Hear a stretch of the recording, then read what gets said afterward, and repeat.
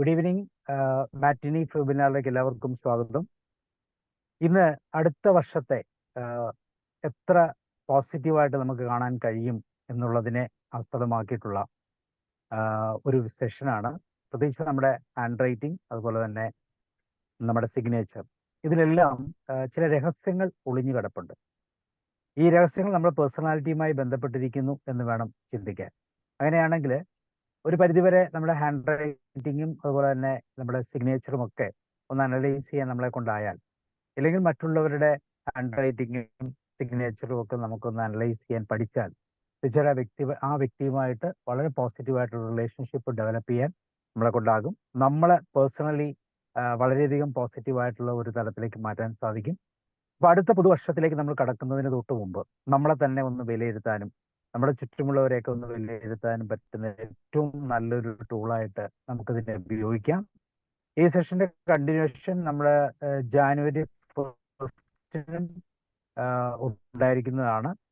So ഈ session എടുക്കുന്നത് സരിത മാമാണ്. മാം ഒരു എംപ്ലോയി ആണ്, അതിനേക്കാൾ ഉപരി ഗ്രാഫോളജി എന്ന് പറഞ്ഞാൽ ഈ ഒരു പ്രോസസ്സിന്റെ ഒരു ട്രെയിനറും കൂടിയാണ്. അപ്പൊ അതുകൊണ്ട് തന്നെ നിങ്ങൾ എല്ലാവരെയും ഈ സെഷനിലേക്ക് ഞാൻ ക്ഷണിക്കുകയാണ്. അതോടൊപ്പം നമ്മുടെ ട്രെയിനർ സരിത മാമിനെയും ക്ഷണിക്കുന്നു. Saritha ma'am, you are welcome. Good evening everyone. എല്ലാവരും നല്ല രീതിയിൽ പോകുന്നു എന്ന് വിശ്വസിക്കുന്നു. Thank you Sabu sir once again for giving me this opportunity to introduce this wonderful science that is called graphology. എൻ്റെ ഇതിന് മുമ്പേ ഉള്ള വീഡിയോയിൽ ഞാൻ ഗ്രാഫോളജിയെ പറ്റി ഡീറ്റെയിൽ ആയിട്ട് പറഞ്ഞിട്ടുണ്ടായിരുന്നു. അപ്പൊ ഇന്നും കുറെ ആൾക്കാർ പുതിയതായിട്ട് വന്നിട്ടുണ്ട്. അപ്പം ഞാൻ വീണ്ടും അതിന്റെ ഇൻട്രൊഡക്ഷൻ പാർട്ട് റിപ്പീറ്റ് ചെയ്യുവാണ്. ദെൻ അതിനുശേഷം കുറച്ച് ടോപ്പിക്സ് ഞാൻ കവർ ചെയ്യുന്നുണ്ട്. അത് വളരെ ഹെൽപ്ഫുൾ ആയിരിക്കും. എല്ലാവരും ഒന്ന് ശ്രദ്ധിച്ച് കേൾക്കുക. Okay, so what is graphology? Graphology എന്ന് വെച്ചാൽ in other words it's a handwriting and signature analysis. Means ഇപ്പൊ ഒരു പേഴ്സന്റെ, നമുക്ക് ഒരു വ്യക്തിയെ കാണാതെ തന്നെ ആ വ്യക്തിയുടെ കൈയക്ഷരം സിഗ്നേച്ചർ കണ്ടു കഴിഞ്ഞാൽ ആ വ്യക്തിയെ കംപ്ലീറ്റ് റീഡ് ചെയ്യാൻ പറ്റും. ആ വ്യക്തിയുടെ സബ് കോൺഷ്യസ് മൈൻഡ് നമുക്ക് റീഡ് ചെയ്യാൻ പറ്റും. Strength, weak point, relationship, health wise, career wise, skills, knowledgeable ആണോ ഇല്ലയോ, ആക്ഷൻ ഓറിയന്റഡ് ആണോ ഇല്ലയോ, അങ്ങനെ n number of traits, personality traits നമുക്ക് അറിയാൻ പറ്റും. അപ്പൊ അതിന്റെ സ്റ്റഡിനാണ് പറയുന്നത് graphology. So why handwriting and signature reveals about our personality? Actually, handwriting and signature, handwriting നമ്മുടെ റിയൽ ഇമേജ് ആണ്. മീൻസ് 1-to-1 ലെവലിൽ നമ്മൾ എങ്ങനെയാണ് ബിഹേവ് ചെയ്യുന്നത് അതാണ് ഹാൻഡ് റൈറ്റിംഗ്. ബട്ട് സിഗ്നേച്ചർ എന്ന് വെച്ചാൽ നമ്മൾ പബ്ലിക്കിൽ വരുമ്പോൾ എങ്ങനെയായിരിക്കും, സോഷ്യലി നമ്മൾ എങ്ങനെയായിരിക്കും, ബിക്കോസ് പബ്ലിക്കിലെ എല്ലാ സ്ട്രേഞ്ചേഴ്സ് അൺനോൺ ആൾക്കാരാണ്. അപ്പൊ അവിടെ വരുമ്പോൾ നമ്മുടെ മൈൻഡ് സെറ്റ് എങ്ങനെയാണ്, നമ്മൾ എന്താണ് കാണിക്കാൻ ആഗ്രഹിക്കുന്നത്, അതാണ് സിഗ്നേച്ചർ. അതാണ് ഈ രണ്ട് തമ്മിൽ ഡിഫറൻസ്. ബട്ട് രണ്ട് ആസ്പെക്ട് വളരെ ഇമ്പോർട്ടന്റ് ആണ്. So what is mind and what is brain? Actually നമ്മൾ എല്ലാവരും തിങ്ക് ചെയ്യുന്നത് ഫ്രം മൈൻഡ് എന്നാണ്, ബ്രെയിൻ എന്നല്ല. So mind is our software and brain is our hardware. കമ്പ്യൂട്ടറിൽ നമുക്ക് ഹാർഡ്വെയർ സോഫ്റ്റ്വെയർ ഉണ്ടാവുന്ന പോലെ തന്നെ നമ്മുടെ ബ്രെയിൻ ഈസ് അവർ ഹാർഡ്വെയർ ആണ് and mind is our software ആണ്. മൈൻഡിൽ ഓൾമോസ്റ്റ് തിങ്കിങ് പ്രോസസ് ആണ് നടക്കുന്നത്. So once mind think, brain starts to follow the instructions. Okay, അങ്ങനെയാണ് ഇത് വർക്ക് ചെയ്യുന്നത്. അപ്പൊ നമ്മൾ ഇപ്പൊ ഒരു സംഭവം ആലോചിച്ച് എഴുതാൻ തുടങ്ങുമ്പോൾ എന്താണ് സംഭവിക്കുന്നത് വെച്ചാൽ നമ്മുടെ ബ്രെയിനിൽ ഒരു ഇലക്ട്രോ മാഗ്നറ്റിക് കറന്റ് ജനറേറ്റ് ആവും. അത് നമ്മുടെ hand and muscles through pass ആയിട്ട് നമ്മൾ എഴുതുന്ന പേപ്പറിൽ വരുന്ന ലെറ്റേഴ്സ്, നമ്മൾ ഏത് ഫോർമേഷൻ ആണ്, ലൂപ്പ്, അതിന്റെ കർവ്, ഡോട്ട്, ആ ഫോർമേഷനിലാണ് നമ്മുടെ പേഴ്സണാലിറ്റി എല്ലാം അതിലേക്ക് റിഫ്ലക്ട് ആവുന്നത്. അങ്ങനെയാണ് writing is a psycho neuro muscular activity എന്ന് നമ്മൾ പറയുന്നത്. അതുകൊണ്ടാണ് നമ്മുടെ sub conscious mind directly connected ആണ് handwriting. So handwriting is our reflex action, involuntary action. Okay, what is involuntary action? Means ഇപ്പം നമ്മൾ ഏത് ആക്ഷൻ ചെയ്യുമ്പോൾ നമ്മുടെ ആക്ഷനിൽ കൺട്രോൾ ഇല്ല, അതാണ് ഇൻവോളണ്ടറി ആക്ഷൻ. ഫോർ എക്സാമ്പിൾ, ഇപ്പൊ നമ്മൾ ഭക്ഷണം ഉണ്ടാക്കുമ്പോൾ കൈ നമ്മൾ ചൂട് തവയിൽ കൈ വെക്കുമ്പോൾ കൈ ഓട്ടോമാറ്റിക്കലി നമ്മൾ പെട്ടെന്ന് അതിന് എടുത്ത് മാറ്റുവാണ് അല്ലെ. ഓട്ടോമാറ്റിക്കലി നമുക്ക് കൺട്രോൾ ഇല്ല, കൈ ഓൾറെഡി അവിടുന്ന് മാറ്റി. അപ്പം അതിനാണ് പറയുന്നത് ഇൻവോളണ്ടറി ആക്ഷൻ. അതുപോലെ തന്നെ ഹാൻഡ് റൈറ്റിംഗിൽ ഇപ്പം ക്ലാസ്സിൽ ടീച്ചർ ലെറ്റർ ABC എഴുതാൻ പറയുമ്പോൾ നമ്മൾ എല്ലാവരും എഴുതും, പക്ഷെ അത് എഴുതുന്ന ഫോർമേഷൻ എല്ലാവരുടെ വ്യത്യാസമാണ്. It's your sub conscious choice ആണ്. എല്ലാവരുടെ ലെറ്റർ A സെയിം ആവണമെന്ന് ഇല്ല. അപ്പൊ അതുകൊണ്ടാണ് writing is your involuntary action. So ഇത് നമ്മുടെ ഒരു ഹാബിറ്റ് ആണ്. ഇങ്ങനെ എഴുതണം എന്ന് നമ്മളെ ഒരു ഹാബിറ്റ് ആണ്. ഇങ്ങനെ ഭക്ഷണം കഴിക്കണം, ഇങ്ങനെ നടക്കണം, ഇങ്ങനെ സംസാരിക്കണം, അത് നമ്മുടെ ഹാബിറ്റ് ആണ്. ഈ ഹാബിറ്റ് ആവുന്ന എങ്ങനെയാണ്? എങ്ങനെ ഒരു ഹാബിറ്റ് ഫോം ആവുന്നത്? By watching and observing things. നമ്മുടെ ചൈൽഡ്ഹുഡില് നമ്മുടെ സബ് കോൺഷ്യസ് മൈൻഡ് പ്രോഗ്രാമിംഗ് ആവുന്നത് 2 ആസ്പെക്ട്സ് ത്രൂ ആണ്. That is 0 and 1. Okay, so കമ്പ്യൂട്ടറിൽ 0 and 1 പ്രോഗ്രാമിംഗ് ചെയ്യുന്ന പോലെ തന്നെ നമ്മുടെ ലൈഫിൽ 0 and 1 is very important part. What is 0 and what is 1? 0 is female figure. Okay, female figure means നമ്മുടെ ബയോളജിക്കൽ മദർ ആവാം, മദർ ഫിഗർ ആവാം, ഇംഗ്ലീഷ് ടീച്ചർ ആവാം, ഹിസ്റ്ററി ടീച്ചർ ആവാം, നമ്മുടെ ബാക്കി റിലേറ്റീവ്സിൽ വരുന്നത് അപ്പച്ചി ആവാം, ഗ്രാൻഡ് പാരന്റ്സ് ആവാം. ഇതെല്ലാം നമ്മുടെ ഫീമെയിൽ ഫിഗേഴ്സ് ആണ്. അപ്പൊ 0 is equal to female figures and it is equal to emotions.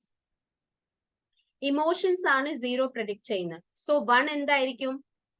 Mail figure. Okay, of course our father and father figure, grandfathers, ഇതെല്ലാം നമ്മുടെ ഫാദർ ഫിഗറിൽ വരും. സോ 0 and 1 ആണ് നമ്മുടെ മൈൻഡ് പ്രോഗ്രാമിംഗ് ചെയ്യുന്നത്.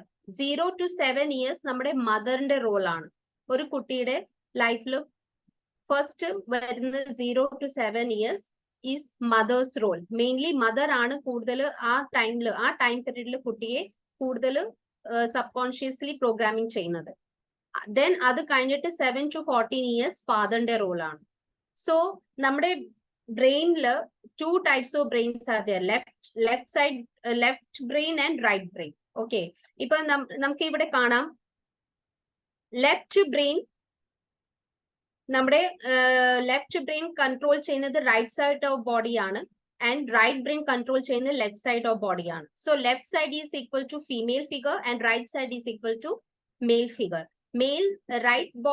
റൈറ്റ് ബ്രെയിൻ ഫുൾ ഇമോഷൻസ് ആണ് and left brain full logical part ആണ്. ഇപ്പൊ നമ്മുടെ ഏർലി ടൈമില് ഈ ശിവശക്തിയുടെ ഫോട്ടോസ് ഇവിടെ കാണുന്നുണ്ട് എല്ലാവർക്കും. അർദ്ധനാരീശ്വരന്റെ ഫോട്ടോ ലെഫ്റ്റ് സൈഡ് റൈറ്റ് സൈഡില്. ഹലോ, കാണുന്നുണ്ട്. അപ്പൊ അതില് നമുക്ക് കാണാൻ പറ്റും ലെഫ്റ്റ് സൈഡ് പാർവതിയാണ് ആൻഡ് റൈറ്റ് സൈഡ് ശിവനാണ്. ഓക്കെ, സോ അതാണ് നമ്മുടെ ലൈഫിലും ഈ 2 part female and male together ആണ് നമ്മളുടെ ഒരു ലൈഫ് ഉണ്ടായിരിക്കുന്നത്. അപ്പം വിതൗട്ട് ഇമോഷൻസ് ഓരോ ആക്ഷൻസ് ഇമോഷൻസ് ഇല്ലാതെ സ്ട്രോങ് ആവത്തില്ല. ഇപ്പൊ ഒരു വ്യക്തി ടാലന്റഡ് ആണ്, പക്ഷെ ബിലീഫ് ഇല്ലെങ്കിൽ ആ ടാലന്റ് വേസ്റ്റ് ആണ്. അതുകൊണ്ട് emotion part is plays very important role. So emotions and actions both are very important. അപ്പൊ ഇത് ഇത്ര സംഭവം മനസ്സിലായോ?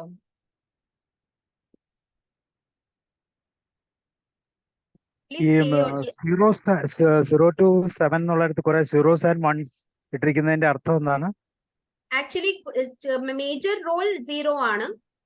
ചില റോൾ ഫാദർ ഫിഗർ വരും. ചിലപ്പം മദർ ഇല്ലാത്ത സ്ഥലത്ത് ഫാദറിന്റെ റോൾ പ്ലേ ചെയ്യേണ്ടി വരും. Father as a mother role play ചെയ്യേണ്ടി വരും. അതാണ് അങ്ങനെ ഇട്ടിരിക്കുന്നത്. ഇപ്പൊ കിൻഡർ ഗാർഡനിലായാലും LKG-യിലായാലും അവിടെ എവിടെ മെയിൽ ഫിഗർ മെയിൽ ടീച്ചർ നമുക്ക് കാണാൻ പറ്റത്തില്ല. ഫീമെയിൽ ടീച്ചർ ആയിരിക്കും കൂടുതൽ. ബിക്കോസ് അവർക്ക് അത് ഹാൻഡിൽ ചെയ്യാൻ പറ്റത്തുള്ളൂ. Females have lots of patience and emotions are there. So ആ ടൈം പീരീഡിൽ ഫീമെയിലിന്റെ റോൾ ആണ് മെയിൻ ആയിട്ട്. ഇപ്പൊ 7 to 14 years ഫാദറിന്റെ റോൾ ആബ്സെൻസ് ആണെങ്കിൽ അപ്പൊ എന്താ സംഭവിക്കുന്നത്? ആ കുട്ടി റിസ്ക് എടുക്കാൻ ആ കുട്ടിക്ക് പറ്റത്തില്ല. കുട്ടിയുടെ കോൺഫിഡൻസ് ലെവൽ കുറയും. കുട്ടിയുടെ ഹൈറ്റ് കുറയാൻ സാധ്യതയുണ്ട്. ഓപ്പർച്യൂണിറ്റിസ്റ്റിക് ആവത്തില്ല. നേരെ തിരിച്ച് ഫാദർ ഉണ്ടെങ്കിൽ ഇതെല്ലാം കാര്യങ്ങളും കുട്ടിയുടെ ഇതില് മീൻസ് ഡെവലപ്പ് ആവാൻ വളരെ ഹെൽപ്ഫുൾ ആയിരിക്കും. വളരെ ഡൈനമിസം പേഴ്സണാലിറ്റി ആയി വരും ഇഫ് ഫാദർ ഇസ് ദയർ. അതുകൊണ്ട് ഈ 0 to 14 years ഫാദർ ആൻഡ് മദറിന്റെ role is very very important. നമ്മൾ എന്താണ് പറയുന്നത്, ഇത് അത് ചെയ്യുന്ന പറയുന്നതല്ല കുട്ടി കേൾക്കുന്നത്. നമ്മൾ എന്താണ് കുട്ടിയുടെ മുമ്പിൽ ചെയ്യുന്നത്, സംസാരിക്കുന്നത്, നമ്മൾ എന്തൊക്കെയാണ് മിസ്റ്റേക്സ് ചെയ്യുന്നത്, അതാണ് കുട്ടി വാച്ച് ചെയ്യുന്നത്. അത് ആ പ്രോഗ്രാമിംഗ് മൈൻഡിലേക്ക് വരുന്നു. പിന്നെ ആഫ്റ്റർ 14 years ആ കുട്ടി മെച്യൂർ ആവും, ഹോർമോൺസ് ഡെവലപ്പ് ആവും. ദെൻ ആ കുട്ടി സെയിം അത് തന്നെ ഇൻ ദെയർ ഫ്യൂച്ചർ അവര് ഇതുപോലെ തന്നെ ബിഹേവ് ചെയ്യാൻ തുടങ്ങും. അതുകൊണ്ട് 7 to 14 years is very crucial period. അപ്പൊ ആ സമയത്ത് ഫാദർ ആൻഡ് മദർ രണ്ടുപേരുടെ പ്രസൻസ് ഉണ്ടാവണം. ആൻഡ് പ്രോഗ്രാമിംഗ് ചെയ്യുമ്പോൾ നമ്മൾ അതനുസരിച്ച് വേണം ചെയ്യാൻ. ബിക്കോസ് ആ സമയത്ത് അവരുടെ mind, sub conscious mind programming running നടന്നുകൊണ്ടിരിക്കുവാണ്. 14 years കഴിഞ്ഞാൽ കുട്ടി മെച്യൂർ ആവും. ആ സമയത്ത് പിന്നെ നമ്മൾ എന്ത് പറഞ്ഞാലും കേൾക്കത്തില്ല. ഓൾറെഡി അത് ഹാബിറ്റ് എല്ലാം ഡെവലപ്പ് ആയി കഴിഞ്ഞു.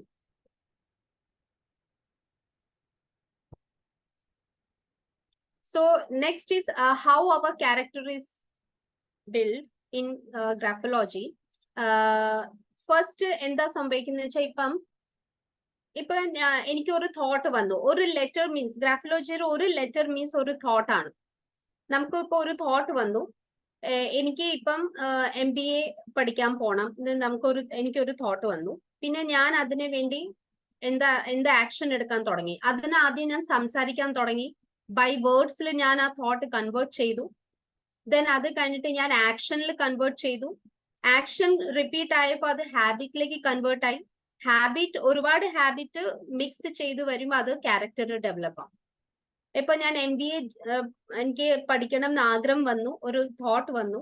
പിന്നെ ഞാൻ അതിനു വേണ്ടി ഒരു ഇൻസ്റ്റിറ്റ്യൂട്ടിൽ നമ്മുടെ ഫ്രണ്ട്സും പാരന്റ്സിനോട് സംസാരിക്കാൻ തുടങ്ങി. വേർഡ്സിലേക്ക് കൺവേർട്ട് ആയി. പിന്നെ ഞാൻ ആക്ഷൻ എടുത്തു. ഞാൻ ഇൻസ്റ്റിറ്റ്യൂട്ട് സെർച്ച് ചെയ്തു. ഞാൻ അവിടെ ജോയിൻ ചെയ്തു. പിന്നെ എല്ലാ ദിവസവും ഡെയിലി ഇൻസ്റ്റിറ്റ്യൂട്ടിൽ പോയി ഞാൻ അത് പഠിക്കുന്നു. അത് എന്റെ ഒരു ഹാബിറ്റ് ആയി. ഈ എല്ലാ ഹാബിറ്റും കൂടി ഒരു ക്യാരക്ടർ ഡെവലപ്പ് ആയി.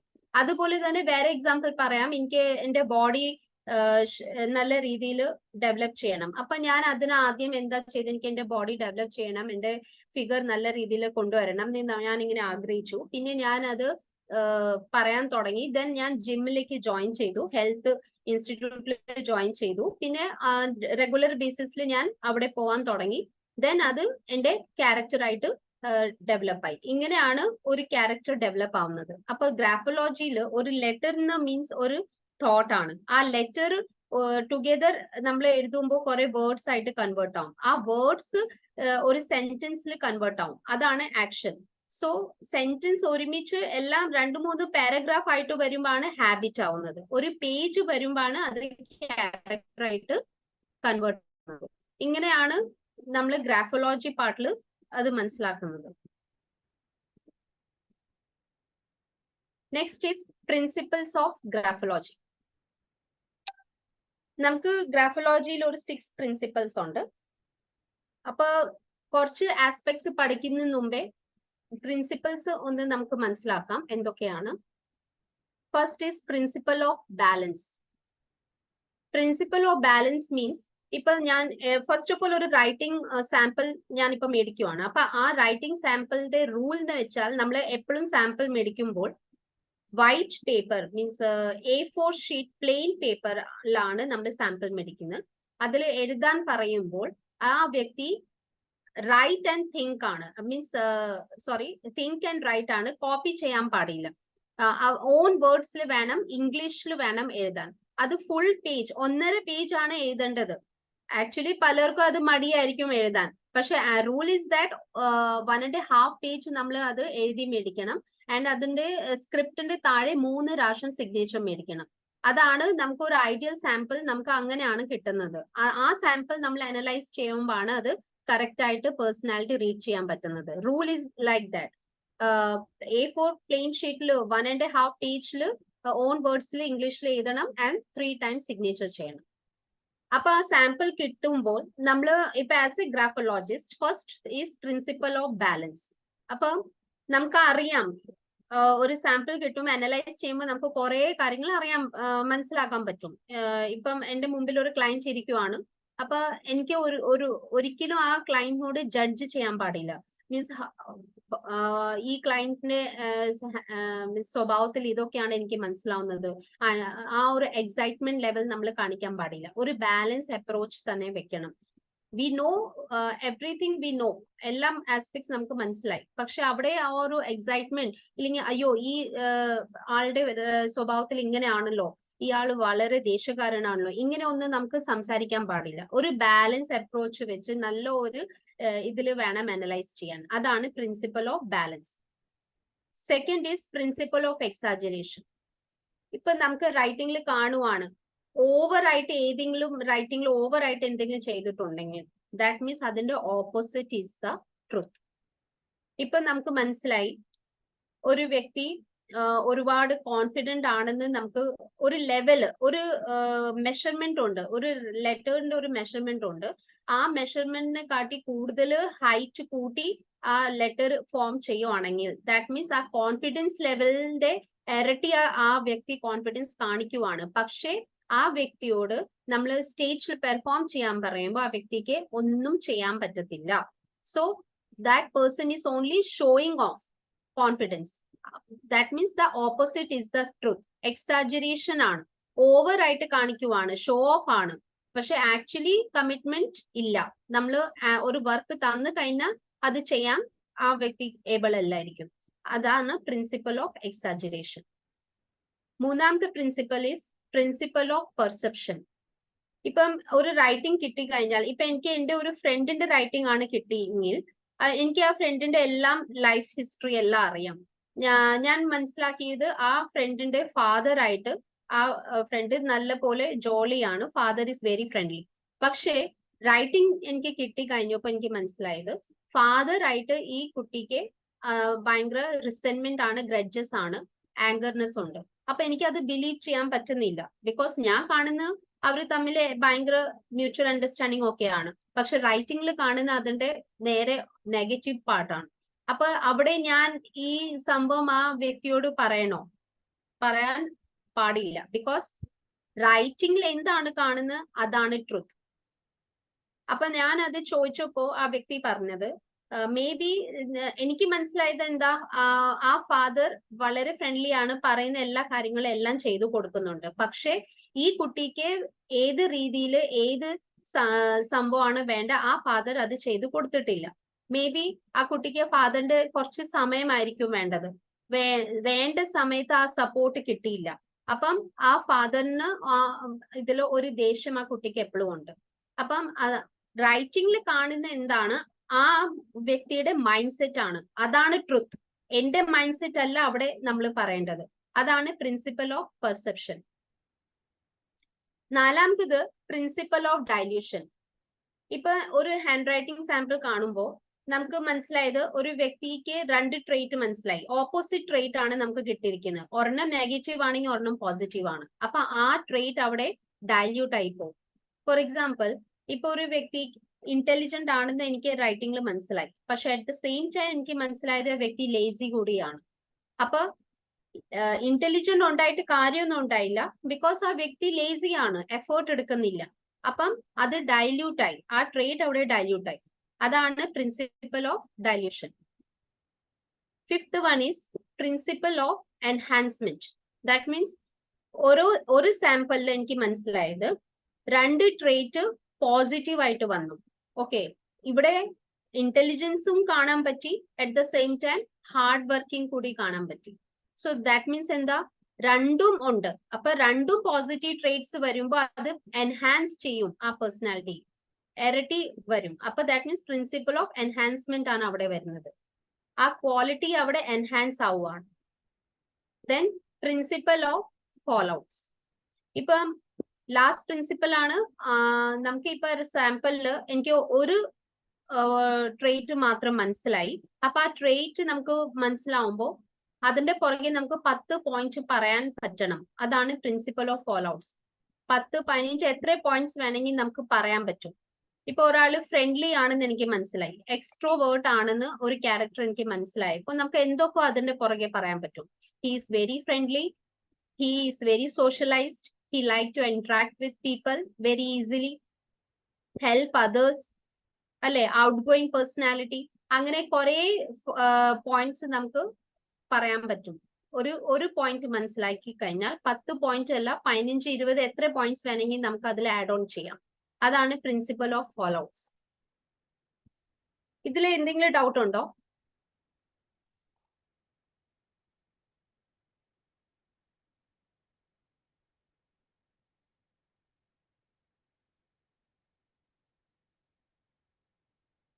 ഓക്കെ, ഡൗട്ട് ഇല്ല എന്ന് ഞാൻ വിശ്വസിക്കുന്നു. അടുത്ത ഇതിൽ പോവാം. Next is what is handwriting. Handwriting ഞാൻ നേരത്തെ പറഞ്ഞു, അതിന്റെ വേറെ മീനിങ് ആണ്. Handwriting is an art of communicating and expressing of thought, ideas and desires, and hence it's called an x-ray of our mind. Definitely ഇപ്പൊ നമുക്ക് ഒരു ഹാർട്ടിന്റെ കണ്ടീഷൻ അറിയണമെങ്കിൽ ECG എടുക്കുന്ന പോലെ തന്നെ നമുക്ക് മൈൻഡിന്റെ കണ്ടീഷൻ അറിയണമെങ്കിൽ നമുക്ക് ഹാൻഡ് റൈറ്റിംഗ് നോക്കി കഴിഞ്ഞാൽ നമുക്ക് കുറെ കാര്യങ്ങൾ അറിയാൻ പറ്റും. That's why it's called an x-ray of our mind. പിന്നെ ഫിംഗർ പ്രിന്റ്സ് എല്ലാവരുടെ യൂണിക് ആവുന്ന പോലെ തന്നെ ഹാൻഡ് റൈറ്റിംഗ് സിഗ്നേച്ചറും യൂണിക് ആണ്. ദെൻ സംസാരിക്കുമ്പോൾ 40 to 50% നമ്മുടെ ബ്രെയിൻ സെൽസ് ആക്റ്റീവ് ആയിരിക്കും. പക്ഷെ എഴുതുമ്പോൾ നമ്മുടെ 80 to 90% ബ്രെയിൻ സെൽസ് ആക്റ്റീവ് ആണ്. അപ്പൊ അതുകൊണ്ട് നമ്മൾ എഴുതുമ്പോൾ ആണ് കൂടുതൽ കാര്യങ്ങൾ നമുക്ക് അതിൽ റിവീൽ ചെയ്യാൻ പറ്റുന്നത്.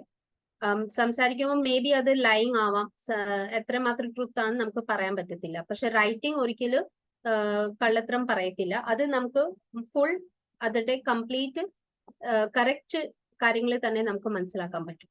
So that is handwriting. Next is signature.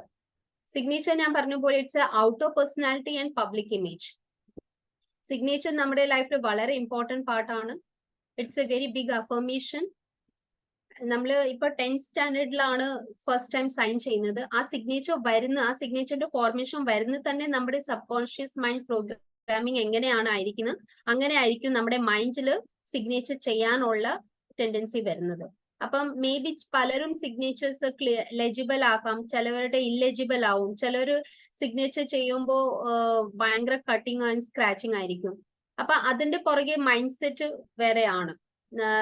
പലരും പറയുന്നത് മറ്റുള്ളവർ കോപ്പി ചെയ്യാൻ പാടില്ല, അതുകൊണ്ടാണ് സിഗ്നേച്ചർ ഇല്ലെജിബിൾ ആക്കുന്നത്. പക്ഷെ അതുകൊണ്ട് വളരെ നെഗറ്റീവ് ഇമ്പാക്റ്റ് ആണ് ഉണ്ടാവുന്നത്. അത് സിഗ്നേച്ചർ ടോപ്പിക്കിൽ നമുക്ക് മനസ്സിലാക്കാൻ പറ്റും. Then writing instrument. ഈ ടോപ്പിക്കിനെ പറ്റി കുറച്ച് ഷെയർ ചെയ്യണം എന്ന് ആഗ്രഹിക്കുന്നു. നമുക്ക് ഒരുപാട് പേനകളുണ്ട് നമ്മൾ ഉപയോഗിക്കുമ്പോൾ. ബോൾ പോയിന്റ് പെൻ ചിലർ ഉപയോഗിക്കും, ചിലർ ജെൽ പെൻ ഉപയോഗിക്കും, ചിലർ ഇങ്ക് പെൻ ഉപയോഗിക്കും. അപ്പൊ അതിന്റെ ഇമ്പാക്ട് എന്താണെന്ന് നമുക്ക് നോക്കാം. ബോൾ പോയിന്റ് പെൻ നമ്മൾ എഴുതുമ്പോൾ കുറച്ച് പ്രഷർ നമുക്ക് ഫീൽ ചെയ്യും. ബട്ട് ജെൽ പെൻ ഉപയോഗിക്കുമ്പോൾ അവിടെ പ്രഷർ ഫീൽ ചെയ്യുന്നില്ല. അപ്പൊ പ്രഷർ നമ്മൾ കുറച്ച് പ്രഷർ വെച്ച് എഴുതുന്നത് നല്ലതായിരിക്കും. ബിക്കോസ് അത് നമ്മുടെ അറ്റാച്ച്മെന്റ് ലെവലിനെ പറ്റിയാണ് കൂടുതൽ പറയുന്നത്. നമ്മുടെ എനർജറ്റിക് എത്രമാത്രം എനർജറ്റിക് ആണെന്നാണ് പ്രഷർ ഇൻഡിക്കേറ്റ് ചെയ്യുന്നത്. സോ ബോൾ പോയിന്റ് പെൻ എഴുതുന്ന ആൾക്കാരുടെ tendency, they are always fighter, mentally strong ആയിരിക്കും ആൻഡ് പെട്ടെന്ന് ഗിവ് അപ്പ് ചെയ്തില്ല.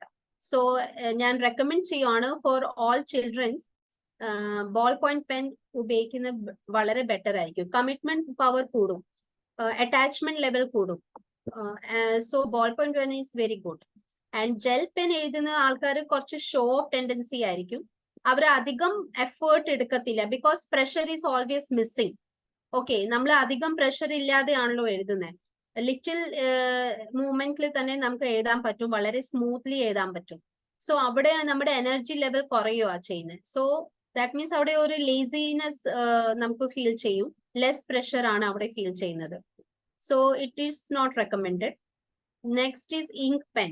ഇങ്ക് പെൻ ഫോളോ ചെയ്യുന്ന ആൾക്കാർ ട്രഡീഷണൽ അപ്രോച്ച് ആൾക്കാരാണ്. ട്രഡീഷൻസ് കൂടുതൽ ഫോളോ ചെയ്യുന്ന ആൾക്കാരായിരിക്കും. അതും അത്രേ റെക്കമെൻഡഡ് അല്ല. ബോൾ പോയിന്റ് പെൻ ആണ് കൂടുതൽ നല്ലത്. പിന്നെ പെൻസിൽ എഴുതുന്ന ആൾക്കാർ മേ ബി അവര് എപ്പോഴും ഫ്ലെക്സിബിൾ ആൻഡ് അഡാപ്റ്റബിൾ ആണ്. They are ready for any change. അവരുടെ മിസ്റ്റേക്സ് മനസ്സിലാക്കി എപ്പോഴും മറ്റുള്ളവരുടെ ഐഡിയാസിന് വേണ്ടി ഓപ്പൺ ആണ്. മറ്റുള്ളവരുടെ ഇൻസ്ട്രക്ഷൻസ് ഫോളോ ചെയ്യുന്ന ആൾക്കാരായിരിക്കും. ഫ്ലെക്സിബിൾ ആണ്, അഡാപ്റ്റബിൾ പേഴ്സൺസ് ആയിരിക്കും, റെഗുലർലി പെൻസിൽ യൂസ് ചെയ്യുന്നവര്. അപ്പൊ ഇതാണ് നമ്മുടെ റൈറ്റിംഗ് ഇൻസ്ട്രുമെന്റിനെ പറ്റി ഞാൻ ഇപ്പൊ പറഞ്ഞത്. Next is choice of ink. നമുക്ക് പല കളർ പേനകൾ നമ്മൾ ഉപയോഗിക്കും. അതിൽ മെജോറിറ്റി ഉപയോഗിക്കുന്ന ഉള്ള കളേഴ്സ് ആണ് ഞാൻ ഇവിടെ കാണിച്ചിരിക്കുന്നത്. First is blue ink. അപ്പൊ blue colour is very good. ഈ ബ്ലൂ ഇങ്ക് റെഗുലർലി യൂസ് ചെയ്യുന്ന ആൾക്കാർ വളരെ ഒബീഡിയന്റ് ആയിരിക്കും, സിൻസിയറിറ്റി കാണും, ആൻഡ് കമ്മ്യൂണിക്കേഷൻ ലെവലും ഇവരുടെ നല്ലതായിരിക്കും.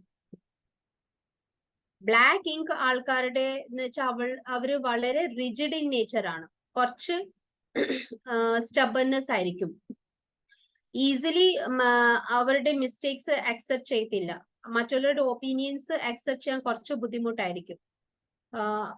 അതുപോലെ തന്നെ റെഗുലർ ബേസിസിൽ ബ്ലാക്ക് ഇങ്ക് യൂസ് ചെയ്യുന്നവർക്ക് സ്റ്റൊമക് റിലേറ്റഡ് ഇഷ്യൂസ് ഉണ്ടാവാം.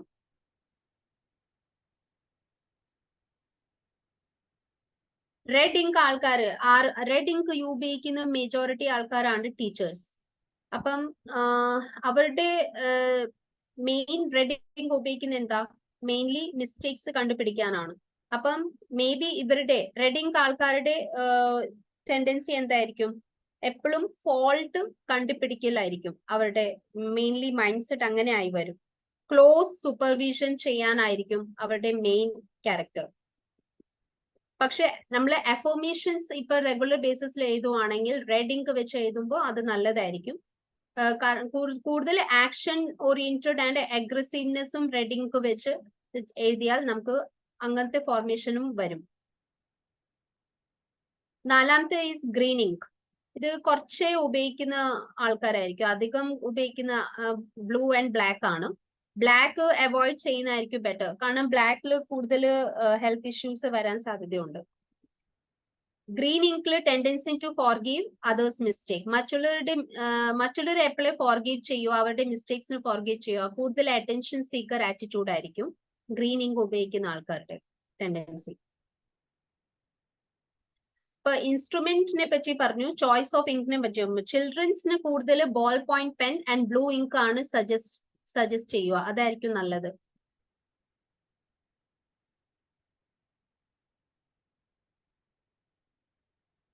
സോ ഇപ്പൊ ഇത്രയും ഞാൻ ടോപ്പിക്കിൽ കവർ ചെയ്ത്, അതിൽ എന്തെങ്കിലും ഡൗട്ട്സ് ഉണ്ടോ ആർക്കെങ്കിലും?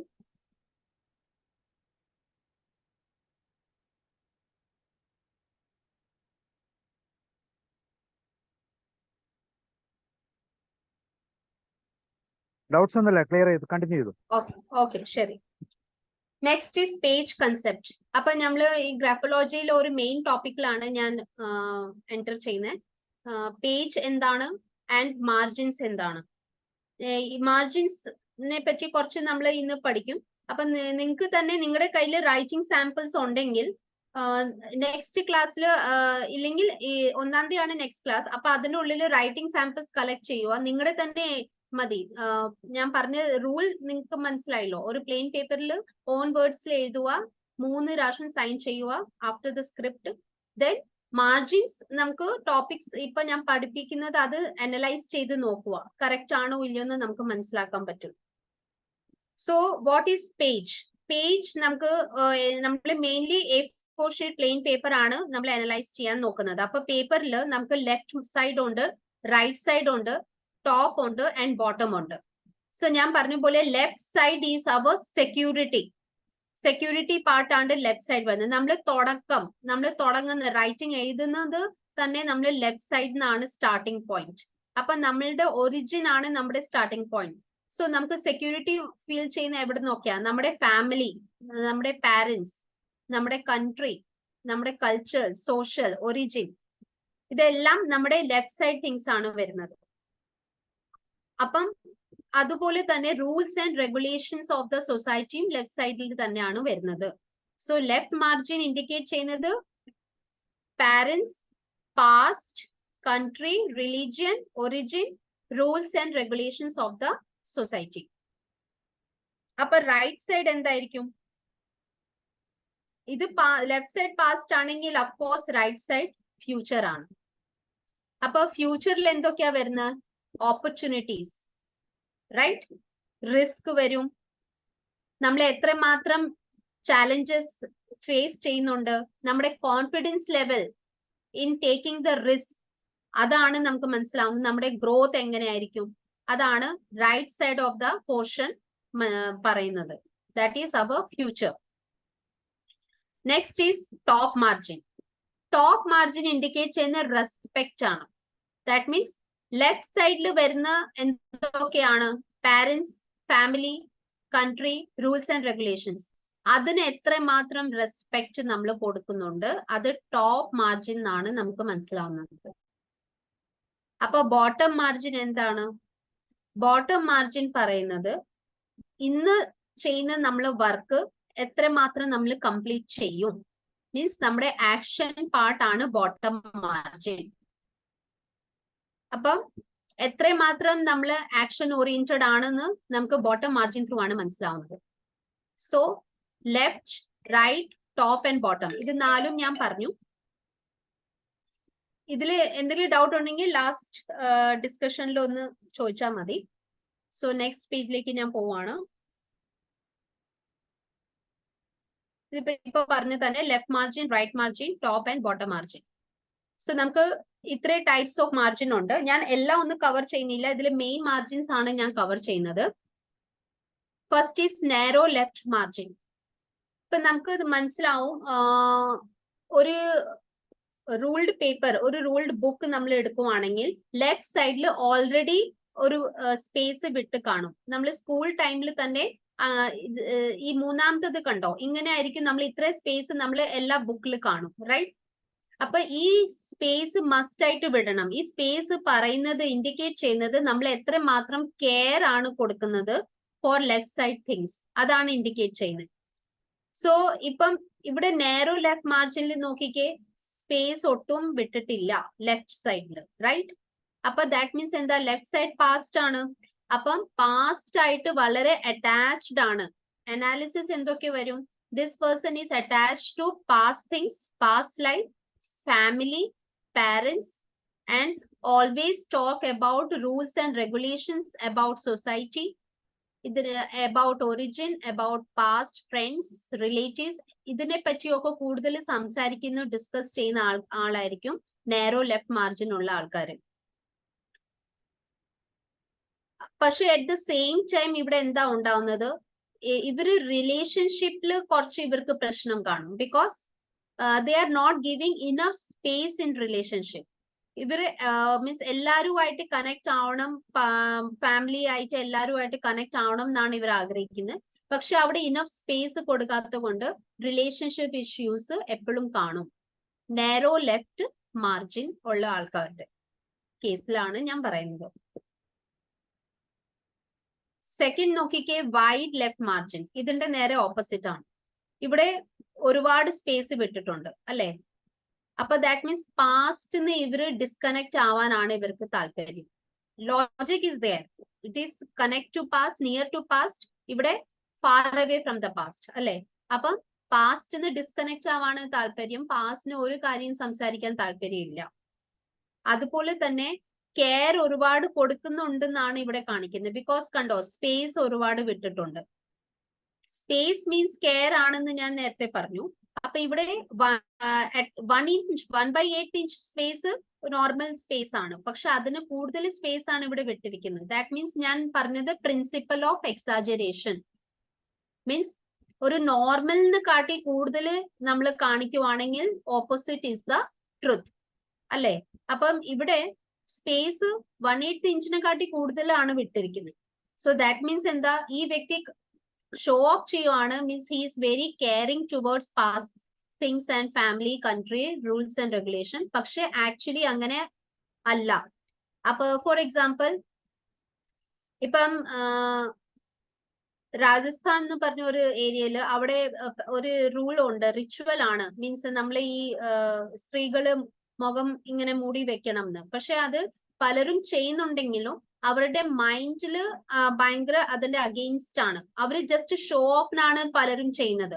അവർക്ക് ചാൻസ് കിട്ടിക്കഴിഞ്ഞാൽ അവര് ആ ഡ്രസ്സ് തന്നെ മാറ്റി വേറെ ഡ്രസ്സ് ധരിച്ചിട്ടായിരിക്കും അവര് പിന്നെ അവരുടെ ലൈഫ് സ്റ്റൈൽ നോക്കുന്നത്. അപ്പം that means opposite is the truth ആണ്. ഇപ്പൊ ഞാനൊരു എക്സാമ്പിൾ ആണ് പറഞ്ഞത്. അപ്പൊ അതാണ് ഇവിടെ വരുന്നത്. Okay, principle of exaggeration, wide left margin. Next ഈ straight left margin. That means നമ്മൾ ഇവിടുന്ന് തുടങ്ങി നേരെ ഓരോ സെന്റൻസ് ആ സെന്റൻസിന് താഴെ തന്നെയാണ് എഴുതി പോകുന്നത്. ഓക്കെ, അത് സിഗ്സാഗ് പൊസിഷനിലല്ല, നേരെ തന്നെയാണ് എല്ലാ സെന്റൻസ് വന്നിരിക്കുന്നത്. ദാറ്റ് മീൻസ് എന്താ? This person follows rules and regulations of the society. Okay, straightish left margin indicate ചെയ്യുന്നത് ഈ വ്യക്തി റൂൾസ് ആൻഡ് റെഗുലേഷൻസ് ഫോളോ ചെയ്യുന്ന ആൾക്കാരായിരിക്കും. എല്ലാ കാര്യങ്ങളും വളരെ പങ്ക്ച്വൽ ആയിട്ടായിരിക്കും ചെയ്യുന്നത്. സമയത്ത് ടാക്സ് അടയ്ക്കുക, സമയത്ത് മീറ്റിംഗിൽ എത്തുക, എല്ലാ കാര്യങ്ങളും സമയത്ത് ചെയ്യാനാണ് നോക്കുന്നത്. Very discipline and punctual in nature ആയിരിക്കും straightish left margin. Next is folded left margin. ഇവിടെ കേരളത്തിൽ പല ആൾക്കാരുടെ ഞാൻ കണ്ടിരിക്കുന്ന ഫോൾഡഡ് ലെഫ്റ്റ് മാർജിൻ ആണ്. അപ്പൊ അത് എന്താണ് അങ്ങനെ ഫോൾഡ് ചെയ്യുന്നത്, അതിന്റെ ബാക്കിൽ മൈൻഡ് സെറ്റ് ഉണ്ട്. ഇതിന്റെ മെയിൻ അനാലിസിസ് എന്ന് വെച്ചാൽ മേ ബി ഈ വ്യക്തികളുടെ പ്രൊഫഷൻ ഗവൺമെന്റ് സ്ഥാപനത്തിലായിരിക്കും. They are government employees, or maybe ഈ പേഴ്സന്റെ ഫാദർ ഓർ മദർ ആരെങ്കിലും ഒരാൾ ഗവൺമെന്റ് എംപ്ലോയിന്ന് ബിലോങ് ചെയ്യുന്നുണ്ടായിരിക്കും. ഇല്ലെങ്കിൽ സ്ട്രിക്റ്റ് ബാക്ക്ഗ്രൗണ്ട് ആയിട്ടായിരിക്കും അവളുടെ ചൈൽഡ്ഹുഡ് ആയിരിക്കുന്നത്. മേ ബി വീട്ടില് സമയം എല്ലാ കാര്യങ്ങളും ചെയ്യുന്ന ഒരു അറ്റ്മോസ്ഫിയർ ആയിരിക്കും. ഇല്ലെങ്കിൽ പിന്നെ എന്താ പറയാൻ പറ്റും, ഈ കുട്ടി ബോർഡിംഗിലോ ഹോസ്റ്റലില് സ്റ്റേ ചെയ്ത് കാണും. അവിടെയും റൂൾസ് ആൻഡ് റെഗുലേഷൻസ് ഫോളോ ചെയ്യണമല്ലോ. അപ്പൊ റൂൾസ് ഫോളോ ചെയ്യുന്ന ഒരു അറ്റ്മോസ്ഫിയറിലായിരിക്കും ഈ കുട്ടി വളർന്നിരിക്കുന്നത്. അപ്പൊ അതുകൊണ്ട് ഈ കുട്ടി ഓൾറെഡി എന്താ ചെയ്യുന്നത്, ആ മാർജിൻ ഫോൾഡഡ് ചെയ്തിട്ടായിരിക്കും എഴുതാൻ തുടങ്ങുന്നത്. Because they are afraid to break the rules. Because കൊച്ചിലെ ഇപ്പൊ ഒരു കുട്ടി, ഇതിന്റെ ബാക്കിൽ ഒരു സ്റ്റോറി എന്ന് വെച്ചാൽ, ഇപ്പൊ ഒരു വീട്ടിലൊരു കുട്ടി എല്ലാ ദിവസം 9 മണിക്ക് വീട്ടിൽ വരും. അപ്പം 8:30 വീട്ടിൽ വരണം എന്നാണ് റൂൾ. പക്ഷെ ഒരു ദിവസം ഈ കുട്ടി 9 o'clock വന്നു വീട്ടിൽ. അപ്പൊ ഫാദർ പറഞ്ഞു, ഇത് ഇവിടെ നടക്കത്തില്ല, 8:30 എന്ന് പറഞ്ഞ സമയത്ത് നീ വന്നിരിക്കണം, 9 o'clock പറ്റത്തില്ല, 8:30 ക്രോസ് ചെയ്യാൻ പാടില്ല. പുള്ളി വോൺ ചെയ്തു. നെക്സ്റ്റ് ടൈം എന്തോ ഉണ്ടാവുന്ന സെയിം ഈ കുട്ടി 9 മണിക്കാ വന്നത്. അപ്പം ഫാദർ ശരിക്ക് ദേഷ്യപ്പെട്ടു, പനിഷ്മെന്റ് കൊടുത്തു, ഒരുപാട് കാര്യങ്ങൾ ഉണ്ടായി. അപ്പൊ ആ കുട്ടിക്ക് ഭയങ്കര പേടിയായി. ദെൻ 3-ാം തീയതിയിൽ ഈ കുട്ടി എന്ത് ചെയ്യും, ഒരിക്കലും ഇവന്റെ ഫ്രണ്ട്സ് ഒക്കെ വിളിക്കും. അപ്പൊ ഈ കുട്ടി പറയും, ഇല്ല, എനിക്ക് 8:30 എന്ന് പറഞ്ഞ സമയത്ത് എനിക്ക് എത്തണം, ഇല്ലെങ്കിൽ അച്ഛൻ എന്നെ തല്ലും, എനിക്ക് അത് ആ പനിഷ്മെന്റ് എനിക്ക് വേണ്ട, ഞാൻ പോവാണ്. അപ്പം ആ കുട്ടിയുടെ മൈൻഡിൽ ആ ഒരു പേടി ഓൾറെഡി വന്നു. ദാറ്റ് മീൻസ് ആ റൂൾസ് ഫോളോ ചെയ്യണം. അപ്പൊ ഇവർക്ക് റൂൾസ് വേണം ഫോളോ ചെയ്യാൻ, ഇല്ലെങ്കിൽ ഇവർക്ക് പറ്റത്തില്ല. അപ്പൊ റൂൾസ് ബൈ മിസ്റ്റേക്ക്ലി പോലും ബ്രേക്ക് ചെയ്യാൻ ഇവർക്ക് താല്പര്യമില്ല. അതുകൊണ്ടാണ് ഇവർ ഓൾറെഡി ഫോൾഡ് ചെയ്തിട്ടാണ് എഴുതാൻ തുടങ്ങുന്നത്. ആ മൈൻഡ് സെറ്റ് ആണ് ഫോൾഡഡ് ലെഫ്റ്റ് മാർജിൻ ഉള്ള ആൾക്കാരുടെ. അപ്പൊ എല്ലാവരുടെയും പാരന്റ്സ് ഗവൺമെന്റ് എംപ്ലോയി ആവണമെന്നില്ല. അതുകൊണ്ടാണ് ഞാൻ വേറെ അനാലിസിസ് കൂടി പറഞ്ഞത്. ഇതിൽ ഫസ്റ്റ് ഗവൺമെന്റ് എംപ്ലോയി ആയിരിക്കും. അത് റിജക്ട് ചെയ്യുവാണെങ്കിൽ ഇത് സ്ട്രിക്റ്റ് ബാക്ക്ഗ്രൗണ്ട് ആയിരിക്കും. മീൻസ് എല്ലാ കാര്യങ്ങളും ഫാദർ വളരെ ഡിസിപ്ലിൻ ആയിരിക്കും. ആരെങ്കിലും ഒരു പാരന്റ് ഡിസിപ്ലിൻ മെയിൻറ്റെയിൻ ചെയ്യുന്ന ആയിരിക്കും. 3-ാമത്തേത് എന്ത് പറയാൻ പറ്റും, ഹോസ്റ്റലേറ്റ് ആയിരിക്കും, ഇല്ലെങ്കിൽ PG സ്റ്റേ ചെയ്തു, സോറി ബോർഡിംഗ് സ്കൂളിൽ സ്റ്റേ ചെയ്ത് കാണും. അപ്പം ഈ ഏതെങ്കിലും ഒരു പോയിന്റ് എന്തായാലും കറക്റ്റ് ആയിട്ട് വരും. അപ്പൊ അതാണ് folded left margin. Next is wavy left margin. ഇപ്പൊ ഇതില് എഴുതാൻ തുടങ്ങിയപ്പോ കണ്ടോ, ആ ലൈൻ ഫോളോ ചെയ്യുന്നില്ല. ഒരു ലൈൻ ഇവിടുന്ന് തുടങ്ങിയപ്പോ അതിന് നെക്സ്റ്റ് ലൈൻ വേറെ സ്ഥലത്ത് നിന്നാണ് തുടങ്ങിയിരിക്കുന്നത്. അങ്ങനെ വേവിനെസ് കൂടുതൽ കാണുന്നുണ്ട്. അപ്പൊ ചിലർ ഇങ്ങനെ എഴുതുന്നവരും കാണും. സ്ട്രെയിറ്റ് അല്ല, വേവിനെസ് ആണ് കൂടുതൽ വരുന്നത്. So this is wavy left margin. അപ്പം സ്ട്രെയിറ്റ് ലെഫ്റ്റ് മാർജിൻ ആൾക്കാർ റൂൾസ് ഫോളോ ചെയ്യുന്നവരാണെങ്കിൽ വേവി ലെഫ്റ്റ് മാർജിൻ എന്തായിരിക്കും, അതിന്റെ ഓപ്പോസിറ്റ് ആയിരിക്കും. That means this persons break the rules and regulations of the society. ഇവർക്ക് ഒരു കാര്യം ഇവർ സമയത്ത് ചെയ്യാൻ ഇവർക്ക് താല്പര്യമില്ല. ഇപ്പം ഇത് അസൈൻമെന്റ് സബ്മിറ്റ് ചെയ്യാൻ ലാസ്റ്റ് ഡേറ്റ് പറയുമ്പോൾ ആ ലാസ്റ്റ് ഡേറ്റ് കഴിഞ്ഞിട്ടായിരിക്കും ഇവർ അസൈൻമെന്റ് സബ്മിറ്റ് ചെയ്യുന്നത്. ഏത് സ്ഥലത്താണെങ്കിൽ വളരെ ലേറ്റ് ആയിട്ടായിരിക്കും എത്തുന്നത്. ഇവർക്ക് ട്രഡീഷൻസ് ഫോളോ ചെയ്യാൻ ഒട്ടും താല്പര്യമില്ല. നോൺ ട്രഡീഷണൽ കാര്യങ്ങൾ ചെയ്യാനും സംസാരിക്കാനാണ് വേവി ലെഫ്റ്റ് മാർജിൻ ഉള്ള ആൾക്കാർക്ക് ഇഷ്ടം. അതുകൊണ്ട് ഇവർക്ക് different countries, different religion, different caste അങ്ങനത്തെ ആൾക്കാരോടായിരിക്കും കൂടുതൽ ഫ്രണ്ട്ഷിപ്പ്. സ്ട്രേറ്റിഷ് ഉള്ള ആൾക്കാർ എന്താണ്, അവരുടെ കാസ്റ്റ്, അവരുടെ റിലീജിയൻ ആൾക്കാരോടായിരിക്കും ഫ്രണ്ട്ഷിപ്പ്. പക്ഷെ മറ്റ് കൺട്രീസ്, മറ്റ് റിലീജിയൻസിൽ കാണും. പക്ഷെ മെജോറിറ്റി വേവിയിൽ എന്താണ്, അവർ ട്രഡീഷൻസ് ഫോളോ ചെയ്യാത്ത കാരണം കൊണ്ട് ഡിഫറെന്റ് കൾച്ചേഴ്സ്, ഡിഫറെന്റ് കൺട്രീസ് ഉള്ള ആൾക്കാരായിട്ട് ഇവർക്ക് കൂടുതൽ ഫ്രണ്ട്ഷിപ്പ് ആയിരിക്കും. അതുകൊണ്ട് തന്നെ ഇവരുടെ ഇന്റർകാസ്റ്റ് മാരേജ് ഉണ്ടാവാൻ ചാൻസസ് കൂടുതലാണ്. Because they not follow the rules. So they make their own rules, then break it. അങ്ങനെയാണ് ഇവർ ചെയ്യുന്നത്. സിഗ്നൽസ് ഇവർക്ക് ഫോളോ ചെയ്യാൻ താല്പര്യം, ട്രാഫിക് സിഗ്നൽസ് ഫോളോ ചെയ്യാൻ താല്പര്യം കാണത്തില്ല. എന്തോ റൂൾ ഉണ്ടെങ്കിൽ അത് ബ്രേക്ക് ചെയ്യാൻ നോക്കും. ഇവരോട് ഇപ്പം നമ്മൾ ഒരു കാര്യം പറയും, അല്ല ഇത് റൂളാണ്, ഇത് ചെയ്തേ പറ്റും, ഇവർ ഒരിക്കലും ചെയ്യത്തില്ല. ഇവരോട് നമ്മൾ പറയുവാണ് ഇത് ചെയ്താൽ നല്ലതായിരിക്കും, അവർക്ക് ഇഷ്ടം ഉണ്ടെങ്കിൽ മാത്രം അവർ അത് ചെയ്യും. റിക്വസ്റ്റ് ചെയ്ത് പറയുകയാണെങ്കിൽ ഇവർ ചെയ്യും, അല്ലാതെ ഇവർ ചെയ്യത്തില്ല. That is wavy left margin.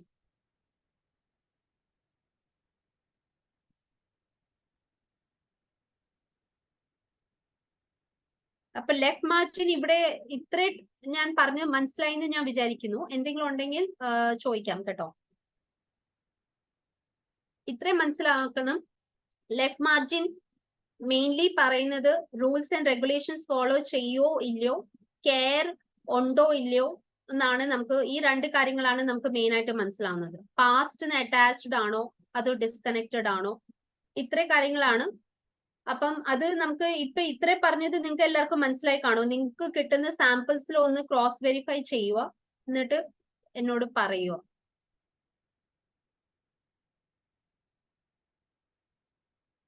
Now coming to right margin. Right margin ഞാൻ പറഞ്ഞ പോലെ it tells about future, growth, risk taking ability, confidence, opportunities grab ചെയ്യുന്നുണ്ടോ ഇല്ലയോ, ഇത്ര കാര്യങ്ങളാണ് നമുക്ക് റൈറ്റ് മാർജിൻ ത്രൂ മനസ്സിലാവുന്നത്. ഓക്കെ, സോ റൈറ്റ് മാർജിൻ നമ്മൾ എങ്ങനെയാണ് കാൽക്കുലേറ്റ് ചെയ്യുന്നത്? ഇപ്പൊ ഫോർ എക്സാമ്പിൾ, ഇപ്പൊ graphology is the analysis. C ഇവിടെ ഫസ്റ്റ് കണ്ടോ, നാരോ റൈറ്റ് മാർജിൻ മീൻസ് എന്താ? ഇപ്പൊ നമുക്ക് റൈറ്റ് സൈഡില് നമുക്ക് ഒരു വേർഡ് വന്നു, അനാലിസിസ്. ഓക്കെ, അപ്പം ഇവിടെ കണ്ടോ ഈ അനാലിസിസ് സെക്കൻഡ് മാർജിനിൽ കണ്ടോ, സെക്കൻഡ് സാമ്പിളില് ഇവിടെ അനാലിസിസ് നമുക്ക് എഴുതാൻ പറ്റുമായിരുന്നു, പക്ഷെ ഇവിടെ എഴുതിയില്ല. So that means this person not grabbing the opportunity. ഇവിടെ ഓപ്പർച്യൂണിറ്റി മിസ് ചെയ്തു. അങ്ങനെയാണ് റൈറ്റ് മാർജിൻ നമ്മൾ കാൽക്കുലേറ്റ് ചെയ്യുന്നത്. ഞാൻ പറഞ്ഞത് നിങ്ങൾക്ക് മനസ്സിലായി കാണുമായിരിക്കും. ലാസ്റ്റ് വേർഡ് വരുന്നത് അത് ലാസ്റ്റ് സ്പേസിൽ എഴുതാൻ പറ്റുന്നുണ്ടായിരിക്കും, പക്ഷെ എഴുതുന്നില്ല. ആ വ്യക്തി നെക്സ്റ്റ് സെന്റൻസിലേക്ക് ആ വേർഡ് ട്രാൻസ്ഫർ ചെയ്തു. ദാറ്റ് മീൻസ് ആ സ്പേസ് അവിടെ ബ്ലാങ്ക് ആയിട്ട് വിട്ടു. അതിന്റെ അർത്ഥമാണ് ആ വ്യക്തി മാർജിൻ മീൻസ് ആ വ്യക്തി മാർജിൻ മിസ് ചെയ്തു, ഓപ്പർച്യൂണിറ്റി മിസ് ചെയ്തു. അങ്ങനെയാണ് റൈറ്റ് മാർജിൻ നമുക്ക് കാൽക്കുലേറ്റ് ചെയ്യാൻ പറ്റുന്നത്. അതല്ല ഇവിടെ സ്പേസ് ഉണ്ടായിട്ട് ആ വ്യക്തി എഴുതിയിട്ടുണ്ടെങ്കിൽ, ഇവിടെ അനാലിസിസ് എഴുതിയിട്ടുണ്ടായിരുന്നെങ്കിൽ ദാറ്റ് മീൻസ് ആ വ്യക്തി ഓപ്പർച്യൂണിറ്റി ഗ്രാബ് ചെയ്തു. അങ്ങനെയാണ് റൈറ്റ് മാർജിൻ നോക്കുന്നത്. സ്പേസ് അൺനെസസറി വിട്ടിട്ട് അവിടെ എഴുതാതെ നെക്സ്റ്റ് സെന്റൻസിലേക്ക് പോവുകയാണെങ്കിൽ that means that person is missing the opportunity. But space occupy ചെയ്തിട്ടുണ്ടെങ്കിൽ, അവിടെ എഴുതിയിട്ടുണ്ടെങ്കിൽ that means that person is grabbing the opportunity. അങ്ങനെയാണ് റൈറ്റ് മാർജിൻ നോക്കുന്നത്. അപ്പൊ first is narrow right margin. Narrow right മാർജിനിൽ സ്പേസ് എവിടെയും വിട്ടിട്ടില്ല, അല്ലെ? എല്ലാ ലെറ്റേഴ്സ് പ്രോപ്പർലി ഒക്കുപ്പൈ ആയിട്ടുണ്ട്. So that means this person is very confident in taking the risk and grabbing almost all the opportunities. ലൈഫിൽ വരുന്ന എല്ലാ ഓപ്പർച്യൂണിറ്റീസ് ഗ്രാബ് ചെയ്തിട്ടുണ്ട്. റിസ്ക് എടുക്കാൻ വളരെ കോൺഫിഡന്റ് ആണ്. ഓപ്പർച്യൂണിറ്റി മീൻസ് നമ്മുടെ ജോബ് മാത്രമല്ല.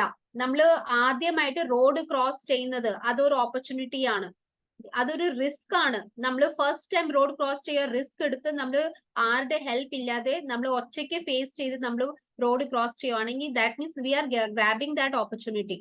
അതാണ് ഞാൻ ഉദ്ദേശിക്കുന്നത്. അല്ലാതെ നമ്മൾ ഇന്റർവ്യൂ വന്നു അത് ഗ്രാബ് ചെയ്തു അത് മാത്രമല്ല റിസ്ക്. റിസ്ക് നമുക്ക് ഒരുപാട് കാര്യത്തിലുണ്ട്.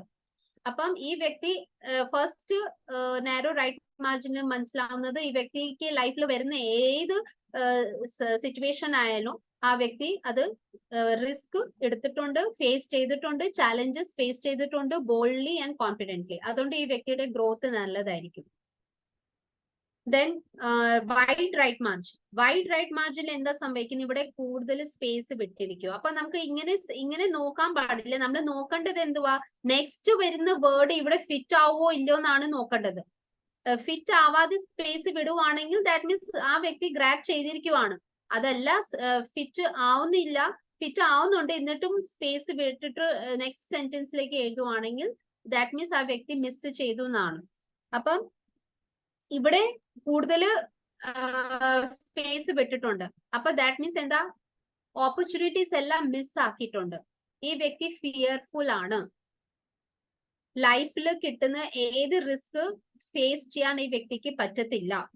അതുകൊണ്ടാണ് ഈ വ്യക്തിയുടെ ഗ്രോത്ത്, ഈ വ്യക്തിയുടെ പൊട്ടൻഷ്യൽ അനുസരിച്ചുള്ള ഗ്രോത്ത് ഈ വ്യക്തി അച്ചീവ് ചെയ്തിട്ടില്ല. That is wide right margin. Maximum അതുകൊണ്ട് നമ്മൾ പിള്ളേരോട് എഴുതാൻ പറയുമ്പോൾ റൈറ്റ് മാർജിൻ എപ്പോഴും ഓക്കുപ്പൈ ചെയ്യണം എന്ന് പറയണം. അത് എല്ലാവർക്കും ബെനിഫിറ്റഡ് ആയിരിക്കും. ഇപ്പൊ നമുക്ക് ഏതെങ്കിലും വ്യക്തിക്ക് ഇപ്പൊ റിസ്ക് എടുക്കാൻ മടിയാണെങ്കിൽ അവരോട് പറയുക എല്ലാ ദിവസവും ജേർണൽസ് എഴുതുക, നമ്മുടെ ഗോൾസ് എഴുതുക. ഒരു പേജ് ഫുൾ എഴുതുമ്പോൾ റൈറ്റ് മാർജിൻ ഓക്കുപ്പൈ ചെയ്ത് എഴുതാൻ പറയണം. അൺനെസസറി സ്പേസ് വിടാൻ പാടില്ല. ബിക്കോസ് ഒരു അൺനോൺ ആൾക്കാരോട് കയറി സംസാരിക്കുക, അൺനോൺ കാര്യങ്ങൾ ആദ്യമായിട്ട് ചെയ്യുക, അത് ചെയ്താലേ നമുക്ക് അത് എക്സ്പീരിയൻസ് കിട്ടത്തുള്ളൂ. റിസ്ക് എടുത്താലേ നമുക്ക് അറിയാൻ പറ്റത്തുള്ളൂ സക്സസ് എന്താണ്. വിതൗട്ട് റിസ്ക് സക്സസ് നമുക്ക് കിട്ടത്തില്ല. സോ വൈഡ് റൈറ്റ് മാർജിൻ മനസ്സിലായെന്ന് ഞാൻ വിചാരിക്കുന്നു. Next is wavy right margin. ഇവിടെ at times സ്പേസ് വിടുന്നുണ്ട്, at times ബ്ലാങ്ക് ആണ്. So that means this person at times taking the opportunity and at times missing the opportunities ആണ്. അപ്പം ഈ വ്യക്തിക്ക് ഷ്യൂർ ഉള്ള കാര്യങ്ങളിൽ മാത്രം ഈ വ്യക്തി റിസ്ക് എടുക്കും, അല്ലാത്ത കാര്യത്തിൽ റിസ്ക് എടുക്കത്തില്ല. സോ ഇവിടെയും ഈ വ്യക്തിയുടെ ഗ്രോത്ത് ലെവൽ ഫ്ലക്ച്വേറ്റിംഗ് ആണ്, കോൺഫിഡൻസ് ലെവൽ ഫ്ലക്ച്വേറ്റിംഗ് ആണ്. That is wavy right margin.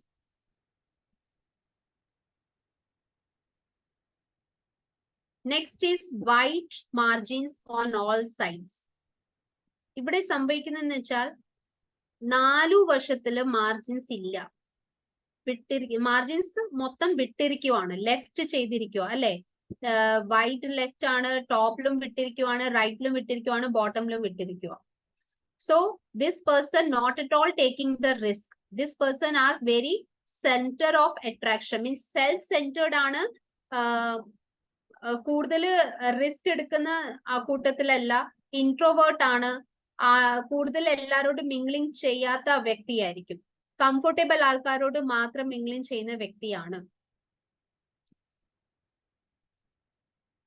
Self centred persons ആണ്. അധികം റിസ്ക് റിസ്കേ എടുക്കുന്നില്ല ഈ കൂട്ടം. പിന്നെ അതുകൊണ്ട് ഈ ആൾക്കാരുടെ വെയിറ്റ് ഗെയിൻ ചെയ്യാനുള്ള ടെൻഡൻസി കൂടുതലാണ്. ബിക്കോസ് ഇൻസെക്യൂരിറ്റി ഫീലിംഗ് ഒരുപാടുണ്ട്. അതാണ് wide margins on all sides.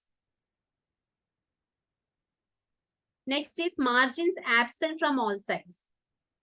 ഇവിടെ സ്പേസേ വിട്ടിട്ടില്ല, ജസ്റ്റ് ഇതിന്റെ ഓപ്പോസിറ്റ്. അപ്പം ദാറ്റ് മീൻസ് എന്താ? ഈ പേജ് ഫുൾ കംപ്ലീറ്റ് ഒരു സ്പേസ് വിടാതെ ഒരു വ്യക്തി ഫുൾ എഴുതിയിരിക്കുവാണ്. അപ്പം ഈ വ്യക്തി വർക്ക് ഹോളിക് ആണ്.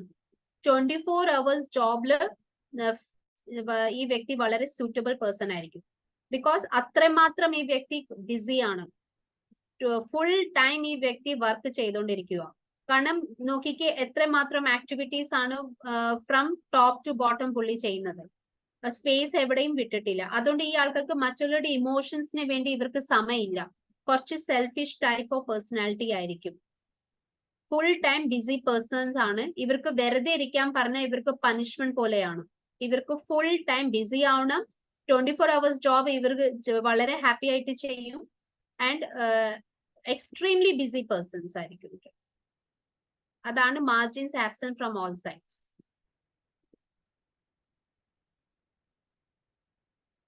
ഇത് എല്ലാവർക്കും മനസ്സിലായെന്ന് ഞാൻ വിചാരിക്കുന്നു.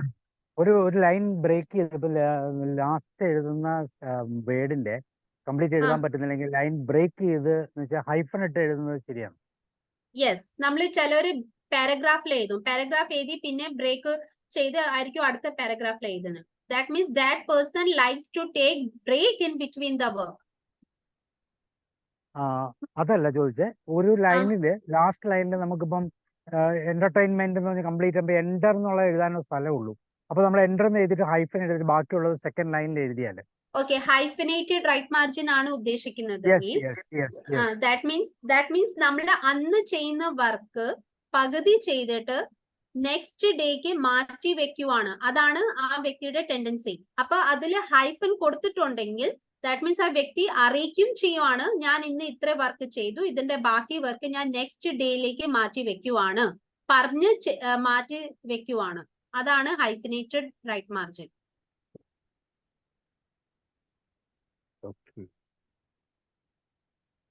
അപ്പൊ ഇന്ന് നമുക്ക് ഏകദേശം ഈ സെഷൻ ഇത്രയും മതിയെന്ന് വിചാരിക്കാം അല്ലെ? ഓൾറെഡി 8 o'clock ആയല്ലോ. എന്തെങ്കിലും സംശയങ്ങൾ ഉണ്ടെങ്കിൽ ചോദിച്ചിട്ട് നെക്സ്റ്റ് ഡേയില് കണ്ടിന്യൂ ചെയ്യാം. അതായിരിക്കും നല്ലത്. ഓക്കെ, കുഴപ്പമില്ല.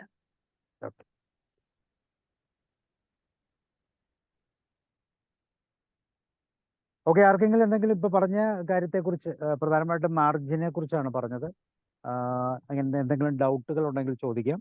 നിങ്ങളുടെ സാമ്പിൾസ് കൃത്യമായിട്ട് മാമിന് നമ്പർ ഒന്ന് ഇട്ടേക്കാമോ ചാറ്റ് ബോക്സിൽ?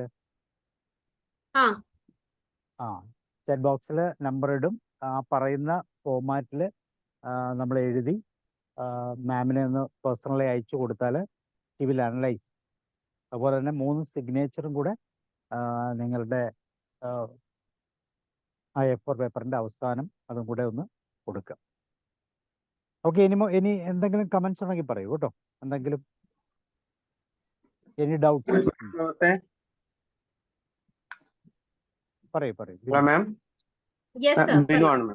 ഞാൻ ചോദിക്കുന്നത് മാം, ഇപ്പൊ നമ്മള് ഈ ഹാൻഡ് റൈറ്റിംഗ് വെച്ചിട്ട് ഒരാളുടെ സൈക്കോളജി അനലൈസ് ചെയ്ത് കഴിഞ്ഞാൽ അതിനുശേഷം ഇതെല്ലാം റെക്ടിഫൈ ചെയ്യാൻ അല്ലെങ്കിൽ അദ്ദേഹത്തിന് കാര്യങ്ങളിലെ കുറവും കാര്യങ്ങളൊക്കെ പരിഹരിക്കാനുള്ള മാർഗവും ഇതിനകത്തുണ്ടോ? Yes sir.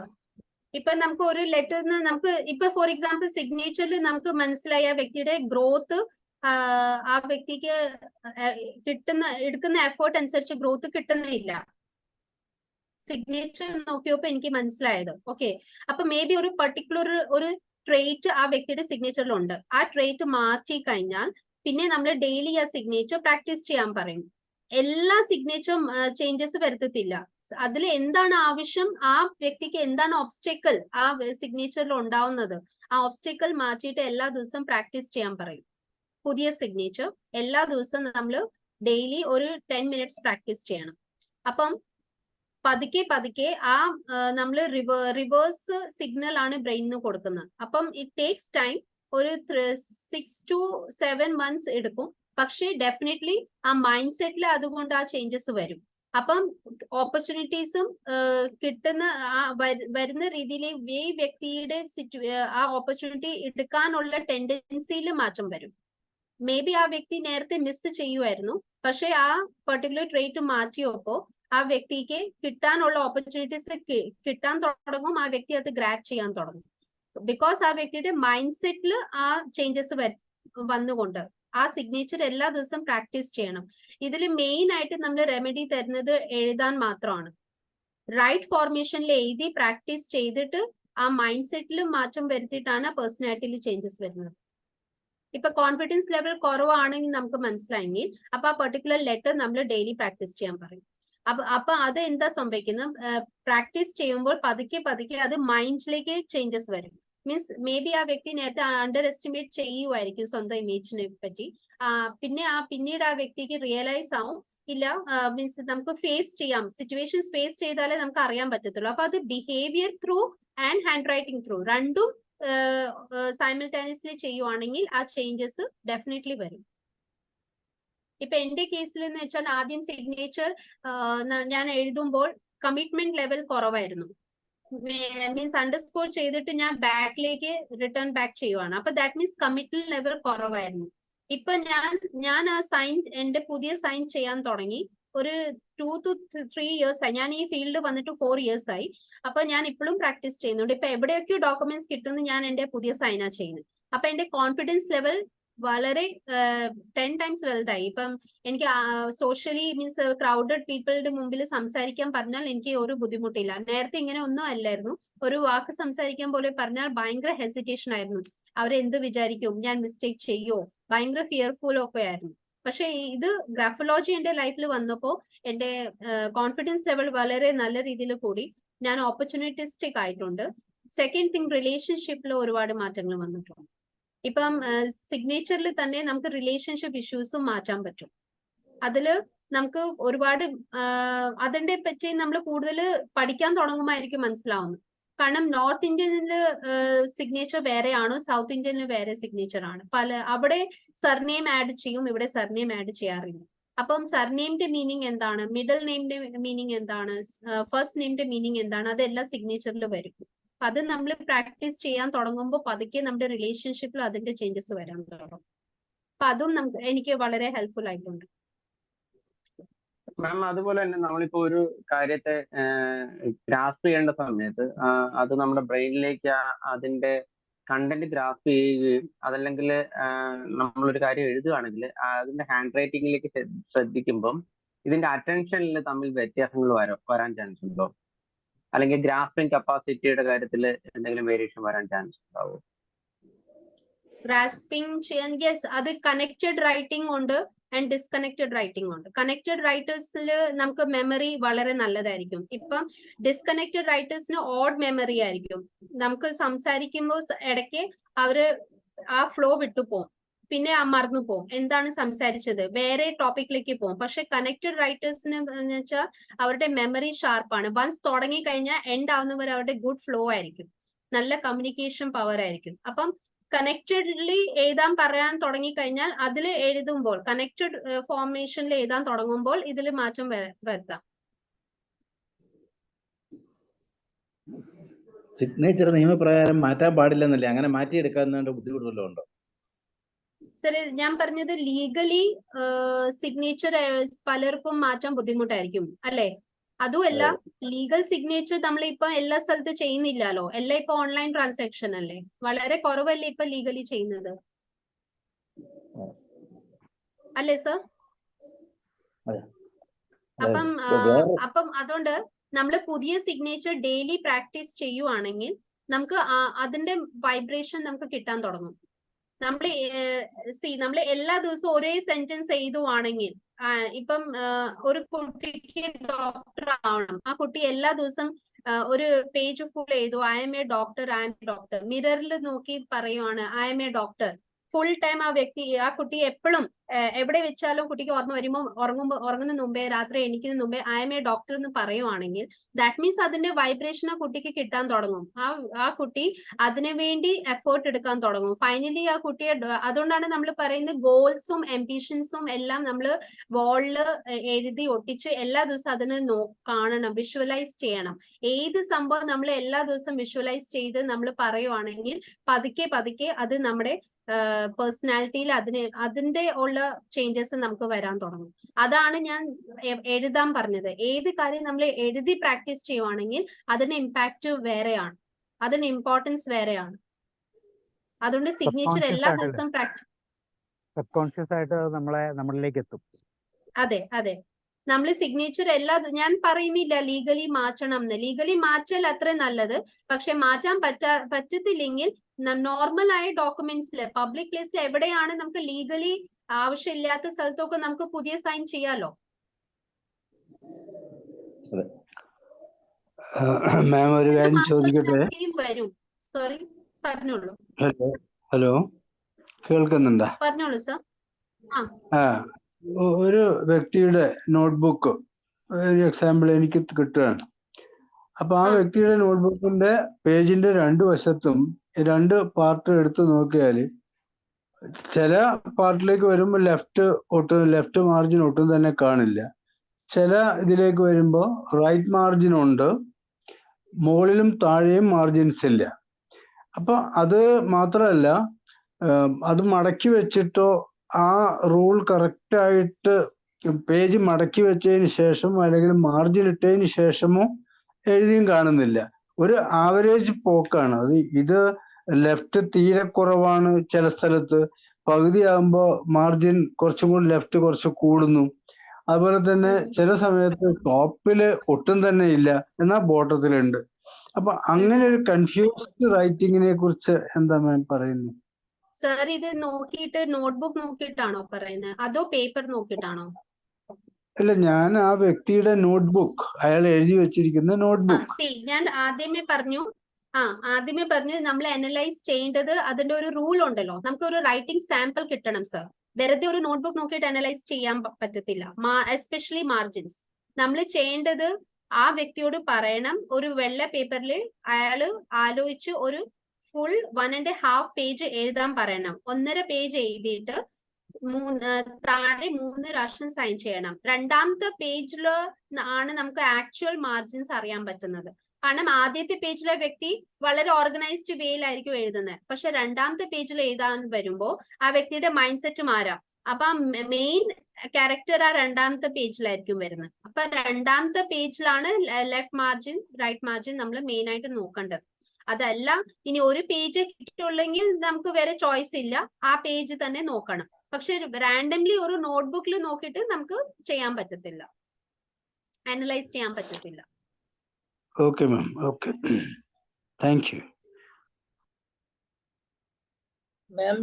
ഈ സിഗ്നേച്ചർ ചില ബാങ്കിലെല്ലാം നമ്മൾ പോയിട്ട് അല്ലെ ട്രഷറിയിലെല്ലാം പോയിട്ട് ചെക്ക് എല്ലാം കൊടുക്കുമ്പോ ഈ സിഗ്നേച്ചർ അങ്ങനെ മാറാൻ പാടില്ലല്ലോ. പിന്നെ മാമല്ലേ കുട്ടീന്ന് വിളിക്കാം എനിക്ക്. അപ്പം അങ്ങനെയാകുമ്പം പിന്നെ നമ്മള് സാധാരണയായിട്ട് പറഞ്ഞ പോലെ ഇൻ കേസ് ഇപ്പൊ നമ്മളൊരു യോഗത്തിന് പോകുന്നു, അതിന് സിഗ്നേച്ചർ ഒന്നും ഒരു പ്രശ്നമല്ല, ആർക്കും എങ്ങനെ വേണമെങ്കിലും അവിടെ ഒപ്പിടാം. അങ്ങനെയുള്ള സ്ഥലത്ത് വേണമെങ്കിൽ പുതിയ രീതിയിലുള്ളത് ഉപയോഗിക്കാം അല്ലെ. അല്ലാതെ ഇപ്പൊ നമ്മള് എന്തായാലും നമ്മള്, കാരണം നമ്മൾ ഈ ബാങ്കിൽ എഴുതുന്ന സിഗ്നേച്ചർ ഇപ്പൊ പ്രാക്ടീസ് ചെയ്യുന്നില്ലല്ലോ മാഡം. അത് ആവശ്യമുള്ളപ്പോൾ മാത്രമല്ലേ നമ്മൾ എഴുതാറുള്ളത്, വളരെ കുറവാണ്. ഇപ്പൊ ഓൺലൈൻ ട്രാൻസാക്ഷൻ ആയതുകൊണ്ട് പഴയ സിഗ്നേച്ചർ നമ്മൾ എവിടെയും ചെയ്യുന്നില്ല. മേ ബി ഇപ്പൊ നമ്മൾ എംപ്ലോയി ആവുമ്പോ നമ്മൾ ഓഫീസ് വർക്കിൽ ചെയ്യാൻ സാധ്യതയുണ്ട്. പക്ഷെ ഇപ്പം ഗ്രാഫോളജി പഠിച്ച ശേഷം എന്നോട് കൺസൾട്ട് ചെയ്ത് പുതിയ സിഗ്നേച്ചർ ആണെങ്കിൽ അവിടെ ഈ പുതിയ സിഗ്നേച്ചർ അപ്ലൈ ചെയ്യാം. അതുമല്ല ഇപ്പൊ ഹൗസ് വൈഫ് ആണെങ്കിൽ വീട്ടിലിരുന്ന് പ്രാക്ടീസ് ചെയ്യണം, ഡെയിലി ഒരു പേജ് പ്രാക്ടീസ് ചെയ്യണം. മീൻസ് നമുക്ക് എപ്പോഴും പറയുമ്പോ ആ പുതിയ സിഗ്നേച്ചർ വരണം ഓട്ടോമാറ്റിക്കലി. ആ ലെവൽ ഓഫ് പ്രാക്ടീസ് ആയിരിക്കണം.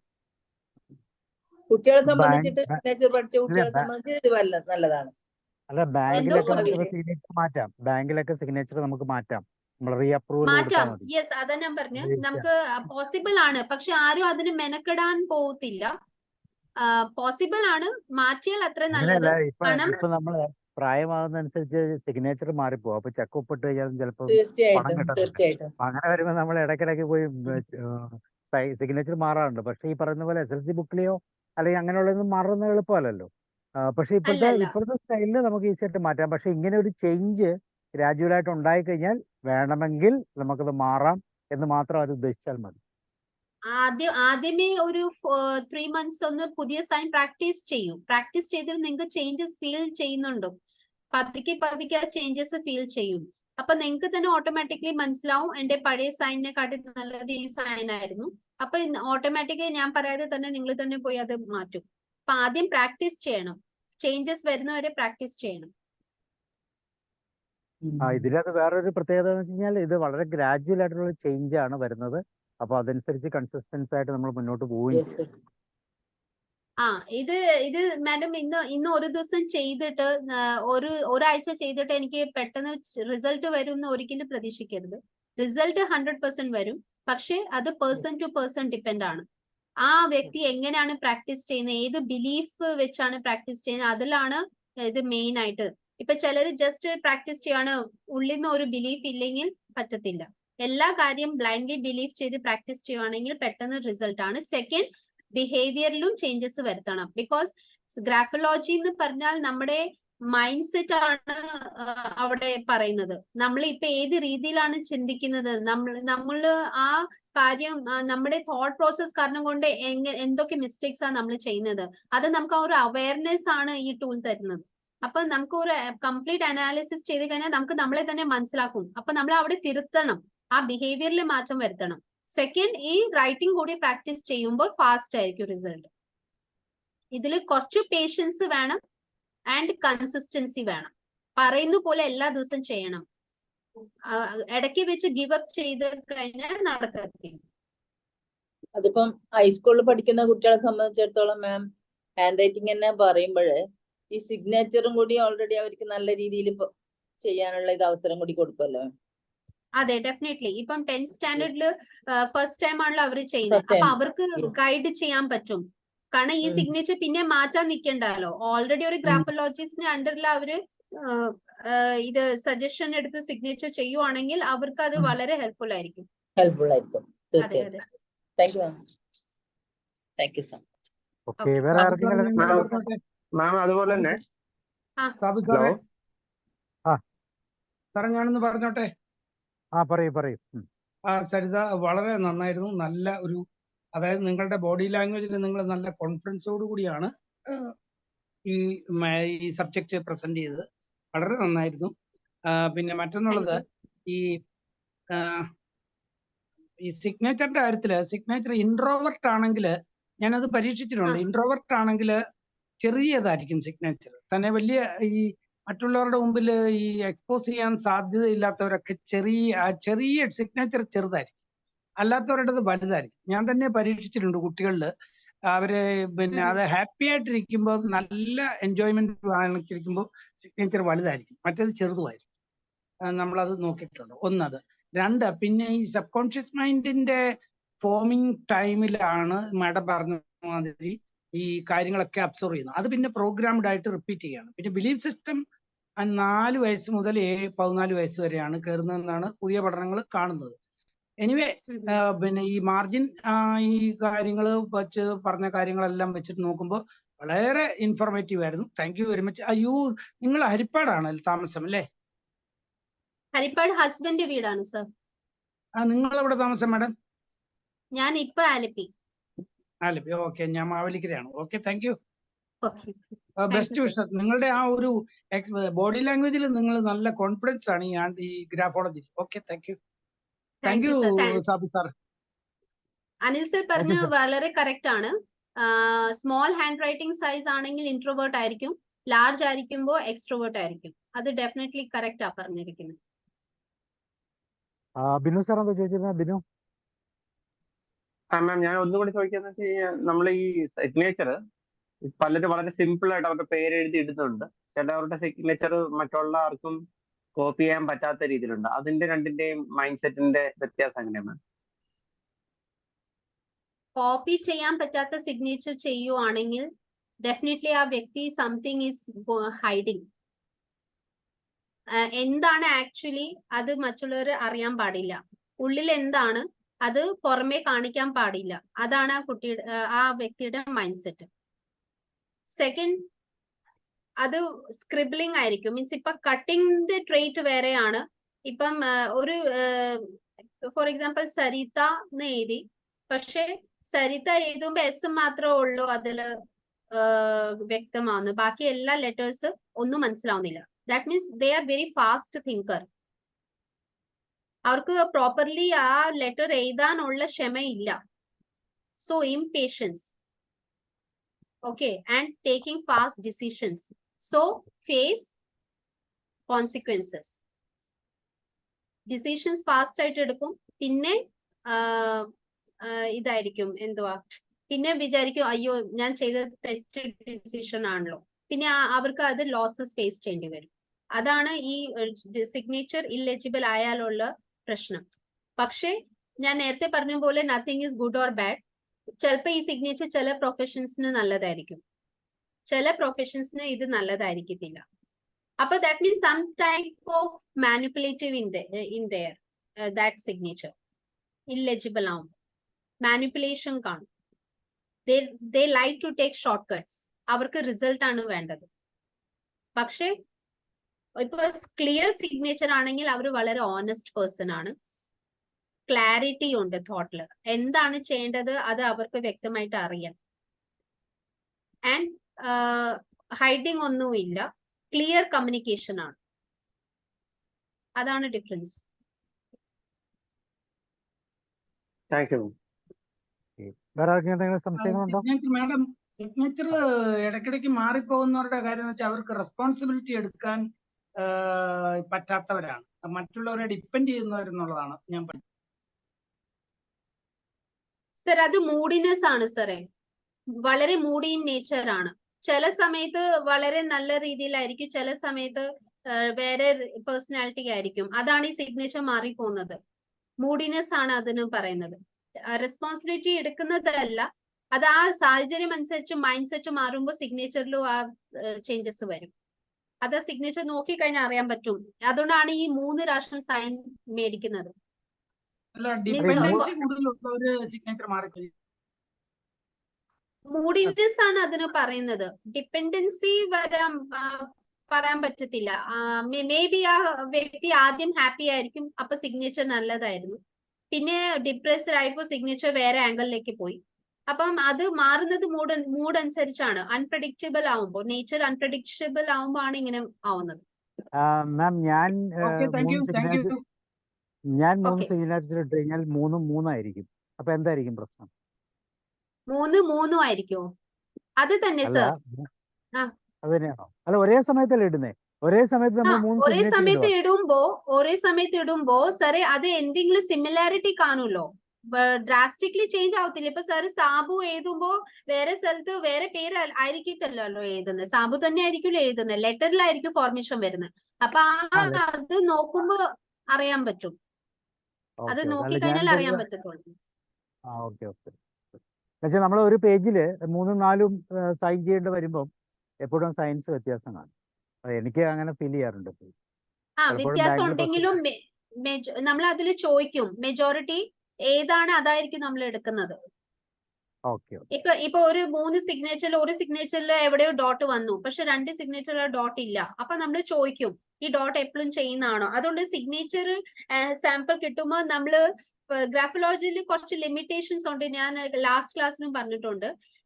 Age, then profession, gender, caste, religion, ഇതൊന്നും നമുക്ക് അറിയാൻ പറ്റത്തില്ല. അതുകൊണ്ട് നമുക്ക് സിഗ്നേച്ചറിൽ എന്താണ് അവര് ഫോം ചെയ്തിരിക്കുന്ന റൈറ്ററിനോട് ചോദിക്കണം ആദ്യം. പേരെന്താണ്, ഇതിന്റെ കൂട്ടത്തിൽ വേറെ ആരുടെങ്കിലും പേര് മെൻഷൻ ചെയ്തിട്ടുണ്ടോ, ഡോട്ട് ഉണ്ടോ, ഈ സിഗ്നേച്ചർ റൈറ്റ് ടു ലെഫ്റ്റ് തന്നെയാണോ, അണ്ടർസ്കോർ ചെയ്യുന്ന റൈറ്റ് ടു ലെഫ്റ്റ് ആണോ. ആദ്യം അത് പഠിക്കണം, എന്നിട്ട് വേണം അനലൈസ് ചെയ്യാൻ. അല്ലാതെ ജസ്റ്റ് ഒരു സിഗ്നേച്ചർ കിട്ടി നമ്മൾ ഡയറക്റ്റ് അനലൈസ് ചെയ്യുകയല്ല ചെയ്യുന്നത്. ആദ്യം മനസ്സിലാക്കണം ആ സിഗ്നേച്ചർ ഫോർമേഷൻ എങ്ങനെയാണ്, എന്നിട്ട് വേണം ചെയ്യാൻ. ഓക്കെ, ഷാനിദ് കേൾക്കുന്നുണ്ടോ? ഉണ്ട് സാർ, കേൾക്കുന്നുണ്ട്. എങ്ങനെയുണ്ട് ഈ ക്ലാസ്സിനെ കുറിച്ചൊരു അഭിപ്രായം പറയൂ. നിങ്ങൾക്ക് എങ്ങനെ ആപ്ലിക്കബിൾ ആണ് നിങ്ങളൊരു യങ്സ്റ്റർ എന്ന നിലയിൽ? ഞാൻ കേട്ടപ്പോ നല്ല ക്ലാസ് ആയിട്ട് തോന്നി സാർ. പിന്നെ കൂടുതൽ എഴുതുന്നവരിനെ കുറിച്ചാണല്ലോ, കുറെ പേനകളിനെ കുറിച്ചൊക്കെ കേട്ടായിരുന്നു. പിന്നെ ഈ എഴുത്തുകളെ നമ്മുടെ സമൂഹത്തിലെ ഓരോ മാതൃകകളായിട്ടും തോന്നിയായിരുന്നു സാർ. ഓക്കെ, എന്തായാലും നല്ല ക്ലാസ് ആയിരുന്നു. സാബു സാറേ, മാഡത്തിന്റെ ക്ലാസ് ഇനിയിപ്പോ എന്നാണ് നെക്സ്റ്റ്? 1-ാം തീയതി. Okay, thank you. Wonderful, thank you. സിഗ്നേച്ചറിനെ കുറിച്ച് നമ്മൾ ക്ലാസ് എടുത്തില്ലല്ലോ. ഇനി കുറച്ച് ടോപ്പിക് കൂടെ, അതുപോലെ ലെറ്ററിന്റെ സ്ലാൻഡിങ്, അതൊക്കെ നമുക്ക് ഡിസ്കസ് ചെയ്യാനുണ്ട്. വേറെ ആർക്കെങ്കിലും എന്തെങ്കിലും ടോപ്പിക് സ്പെഷ്യലായിട്ട് എന്തെങ്കിലും പറയാനുണ്ടെങ്കിൽ ചോദിക്കാനുണ്ടെങ്കിൽ ചോദിക്കും.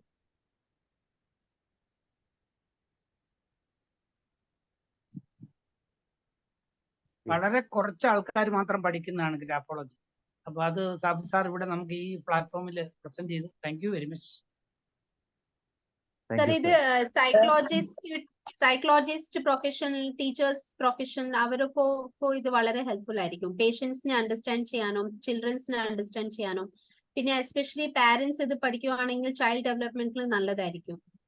പിന്നെ സ്റ്റുഡൻസ് പഠിക്കുവാണെങ്കിൽ അവരുടെ കരിയർ ഗ്രോത്തിന് നല്ലതായിരിക്കും. ഇറ്റ്സ് എ വാസ്റ്റ് സബ്ജക്ട്, പക്ഷെ പഠിക്കാൻ തുടങ്ങുമ്പോൾ വളരെ ഇൻട്രസ്റ്റിംഗ് ആണ്. ആൻഡ് സ്വന്തം ഇമേജിനെ ഇംപ്രൂവ് ചെയ്യാൻ, വേറെ ആരും അല്ലെങ്കിൽ സ്വന്തം പേഴ്സണാലിറ്റി ഇംപ്രൂവ് ചെയ്യാനും വളരെ ഹെൽപ്ഫുൾ ടൂൾ ആണ്. ഓരോ ലെറ്റേഴ്സിനും ഓരോ മീനിങ് ആണ്. നമ്മളത് പഠിക്കുമ്പോൾ നമുക്ക് വളരെ ഇൻട്രസ്റ്റഡ് ആയിട്ട് തോന്നും. മാം, ഇത് ക്ലാസ് തുടങ്ങിയാൽ ഇതിന് എക്സാമോ അങ്ങനെ വല്ലതും ഉണ്ടോ? ലാസ്റ്റ് ക്ലാസ്സിൽ കാണും. ക്ലാസ് തീരുമ്പോൾ എക്സാം ഉണ്ടോ? മീൻസ് ഇപ്പൊ എന്റെ സ്റ്റുഡന്റ് പഠിച്ചു കഴിഞ്ഞിട്ട് എത്രമാത്രം പഠിച്ചിട്ടുണ്ടെന്ന് അറിയണല്ലോ. അതിപ്പം ലാംഗ്വേജ് ഇംഗ്ലീഷ് തന്നെ. തിരുവല്ലയിൽ ഇപ്പോഴും ക്ലാസ് നടത്തുന്നുണ്ടോ? ഇടയ്ക്ക് പോവാറുണ്ട്. മെയിൻലി ഓൺലൈൻ ആണ് സർ. അതിന്റെ മാധ്യമം ഇംഗ്ലീഷ് ആണോ? ഇംഗ്ലീഷ് ആണ് മാം. ഇതെല്ലാം ഇംഗ്ലീഷിലാണ്. കാരണം ആൽഫബറ്റ്സ് A to Z ആണല്ലോ ഞാൻ പഠിച്ചിരിക്കുന്നത്. അപ്പൊ അതെല്ലാം ഇംഗ്ലീഷിലായിരിക്കും. പക്ഷെ എക്സ്പ്ലെയിൻ ചെയ്യുന്നതും മലയാളത്തിലാണ്. നോട്ട്സ് ഞാൻ തരുന്നത് ഇംഗ്ലീഷിലായിരിക്കും. കുഴപ്പമില്ല. അവര് സമയം കണ്ടെത്താൻ പറ്റുമോ എന്നുള്ളത് ഞാൻ അന്വേഷിക്കട്ടെ. അവർ ഇൻട്രസ്റ്റഡ് ആണ് ഇന്നതൊക്കെ. മോക്ക് ഇഷ്ടായി. ഓക്കെ, അങ്ങനെ ഉണ്ടെങ്കിൽ തീർച്ചയായിട്ടും ഞാൻ അറിയിക്കും. പിന്നെ അവര് 7th-ലാണ്. അതെ, ഓക്കെ. അവര് എന്താ ഏജ് എന്തുവാ? 10-11 വയസ്സ്.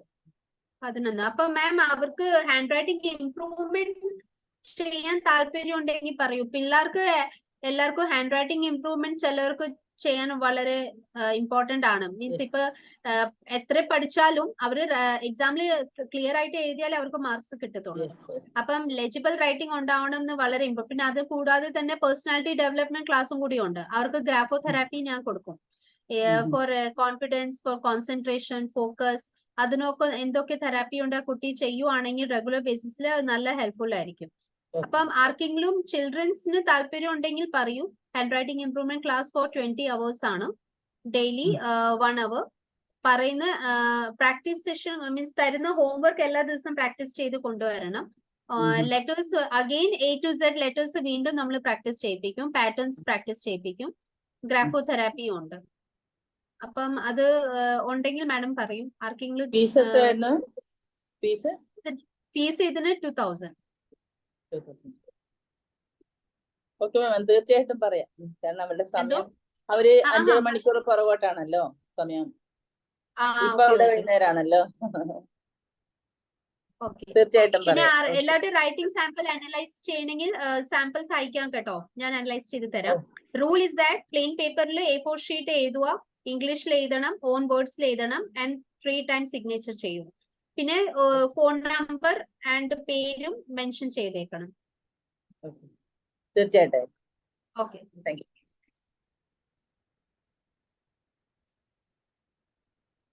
സരിത മാം, ആ നമ്പർ ഇടാമെന്ന് പറഞ്ഞ് ഇട്ടില്ലല്ലോ. ചാറ്റിൽ ഇട്ടായിരുന്നു സർ.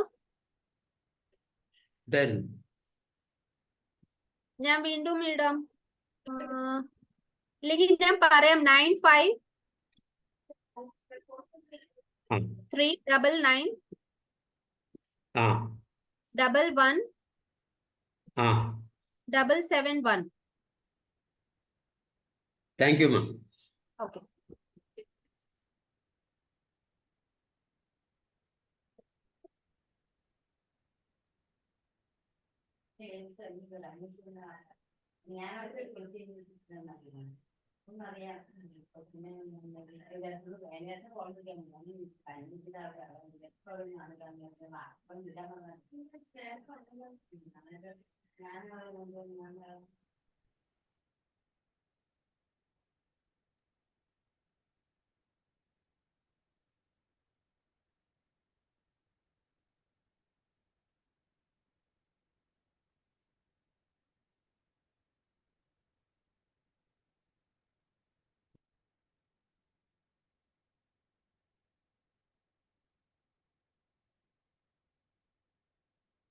സബ് കഴിഞ്ഞോ സർ?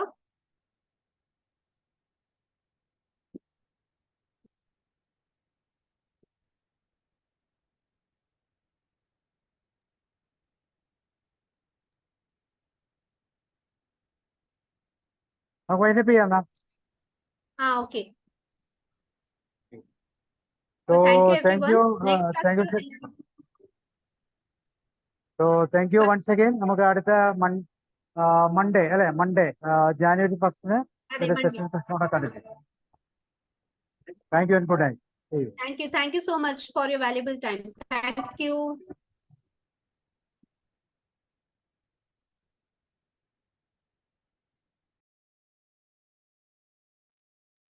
സാബു സാറേ, ഒരു സംശയം ചോദിക്കട്ടെ? പറയൂ. ഒരു ദിവസം എത്ര ടോപ്പിക്കാണ് സാർ ക്ലാസ് ആയിട്ട് എടുക്കുന്നത്? ഒരു ദിവസം ഒരു ടോപ്പിക്കേ ഉള്ളൂ. പിന്നെ ശുചിത്തിന്റെ ക്ലാസ് കാണും 8:45. ഓക്കെ, ഇനിയിപ്പോ ഇന്ന് 8:45 ക്ലാസ് ഉണ്ട്. ഇപ്പൊ നമുക്ക് 8:30 അല്ലേ ഉള്ളൂ. നമുക്ക് റിവൈൻഡ് ചെയ്യാം, വീണ്ടും ഒന്നും കൂടെ ജോയിൻ ചെയ്യാം. Okay okay sir. ഓക്കെ.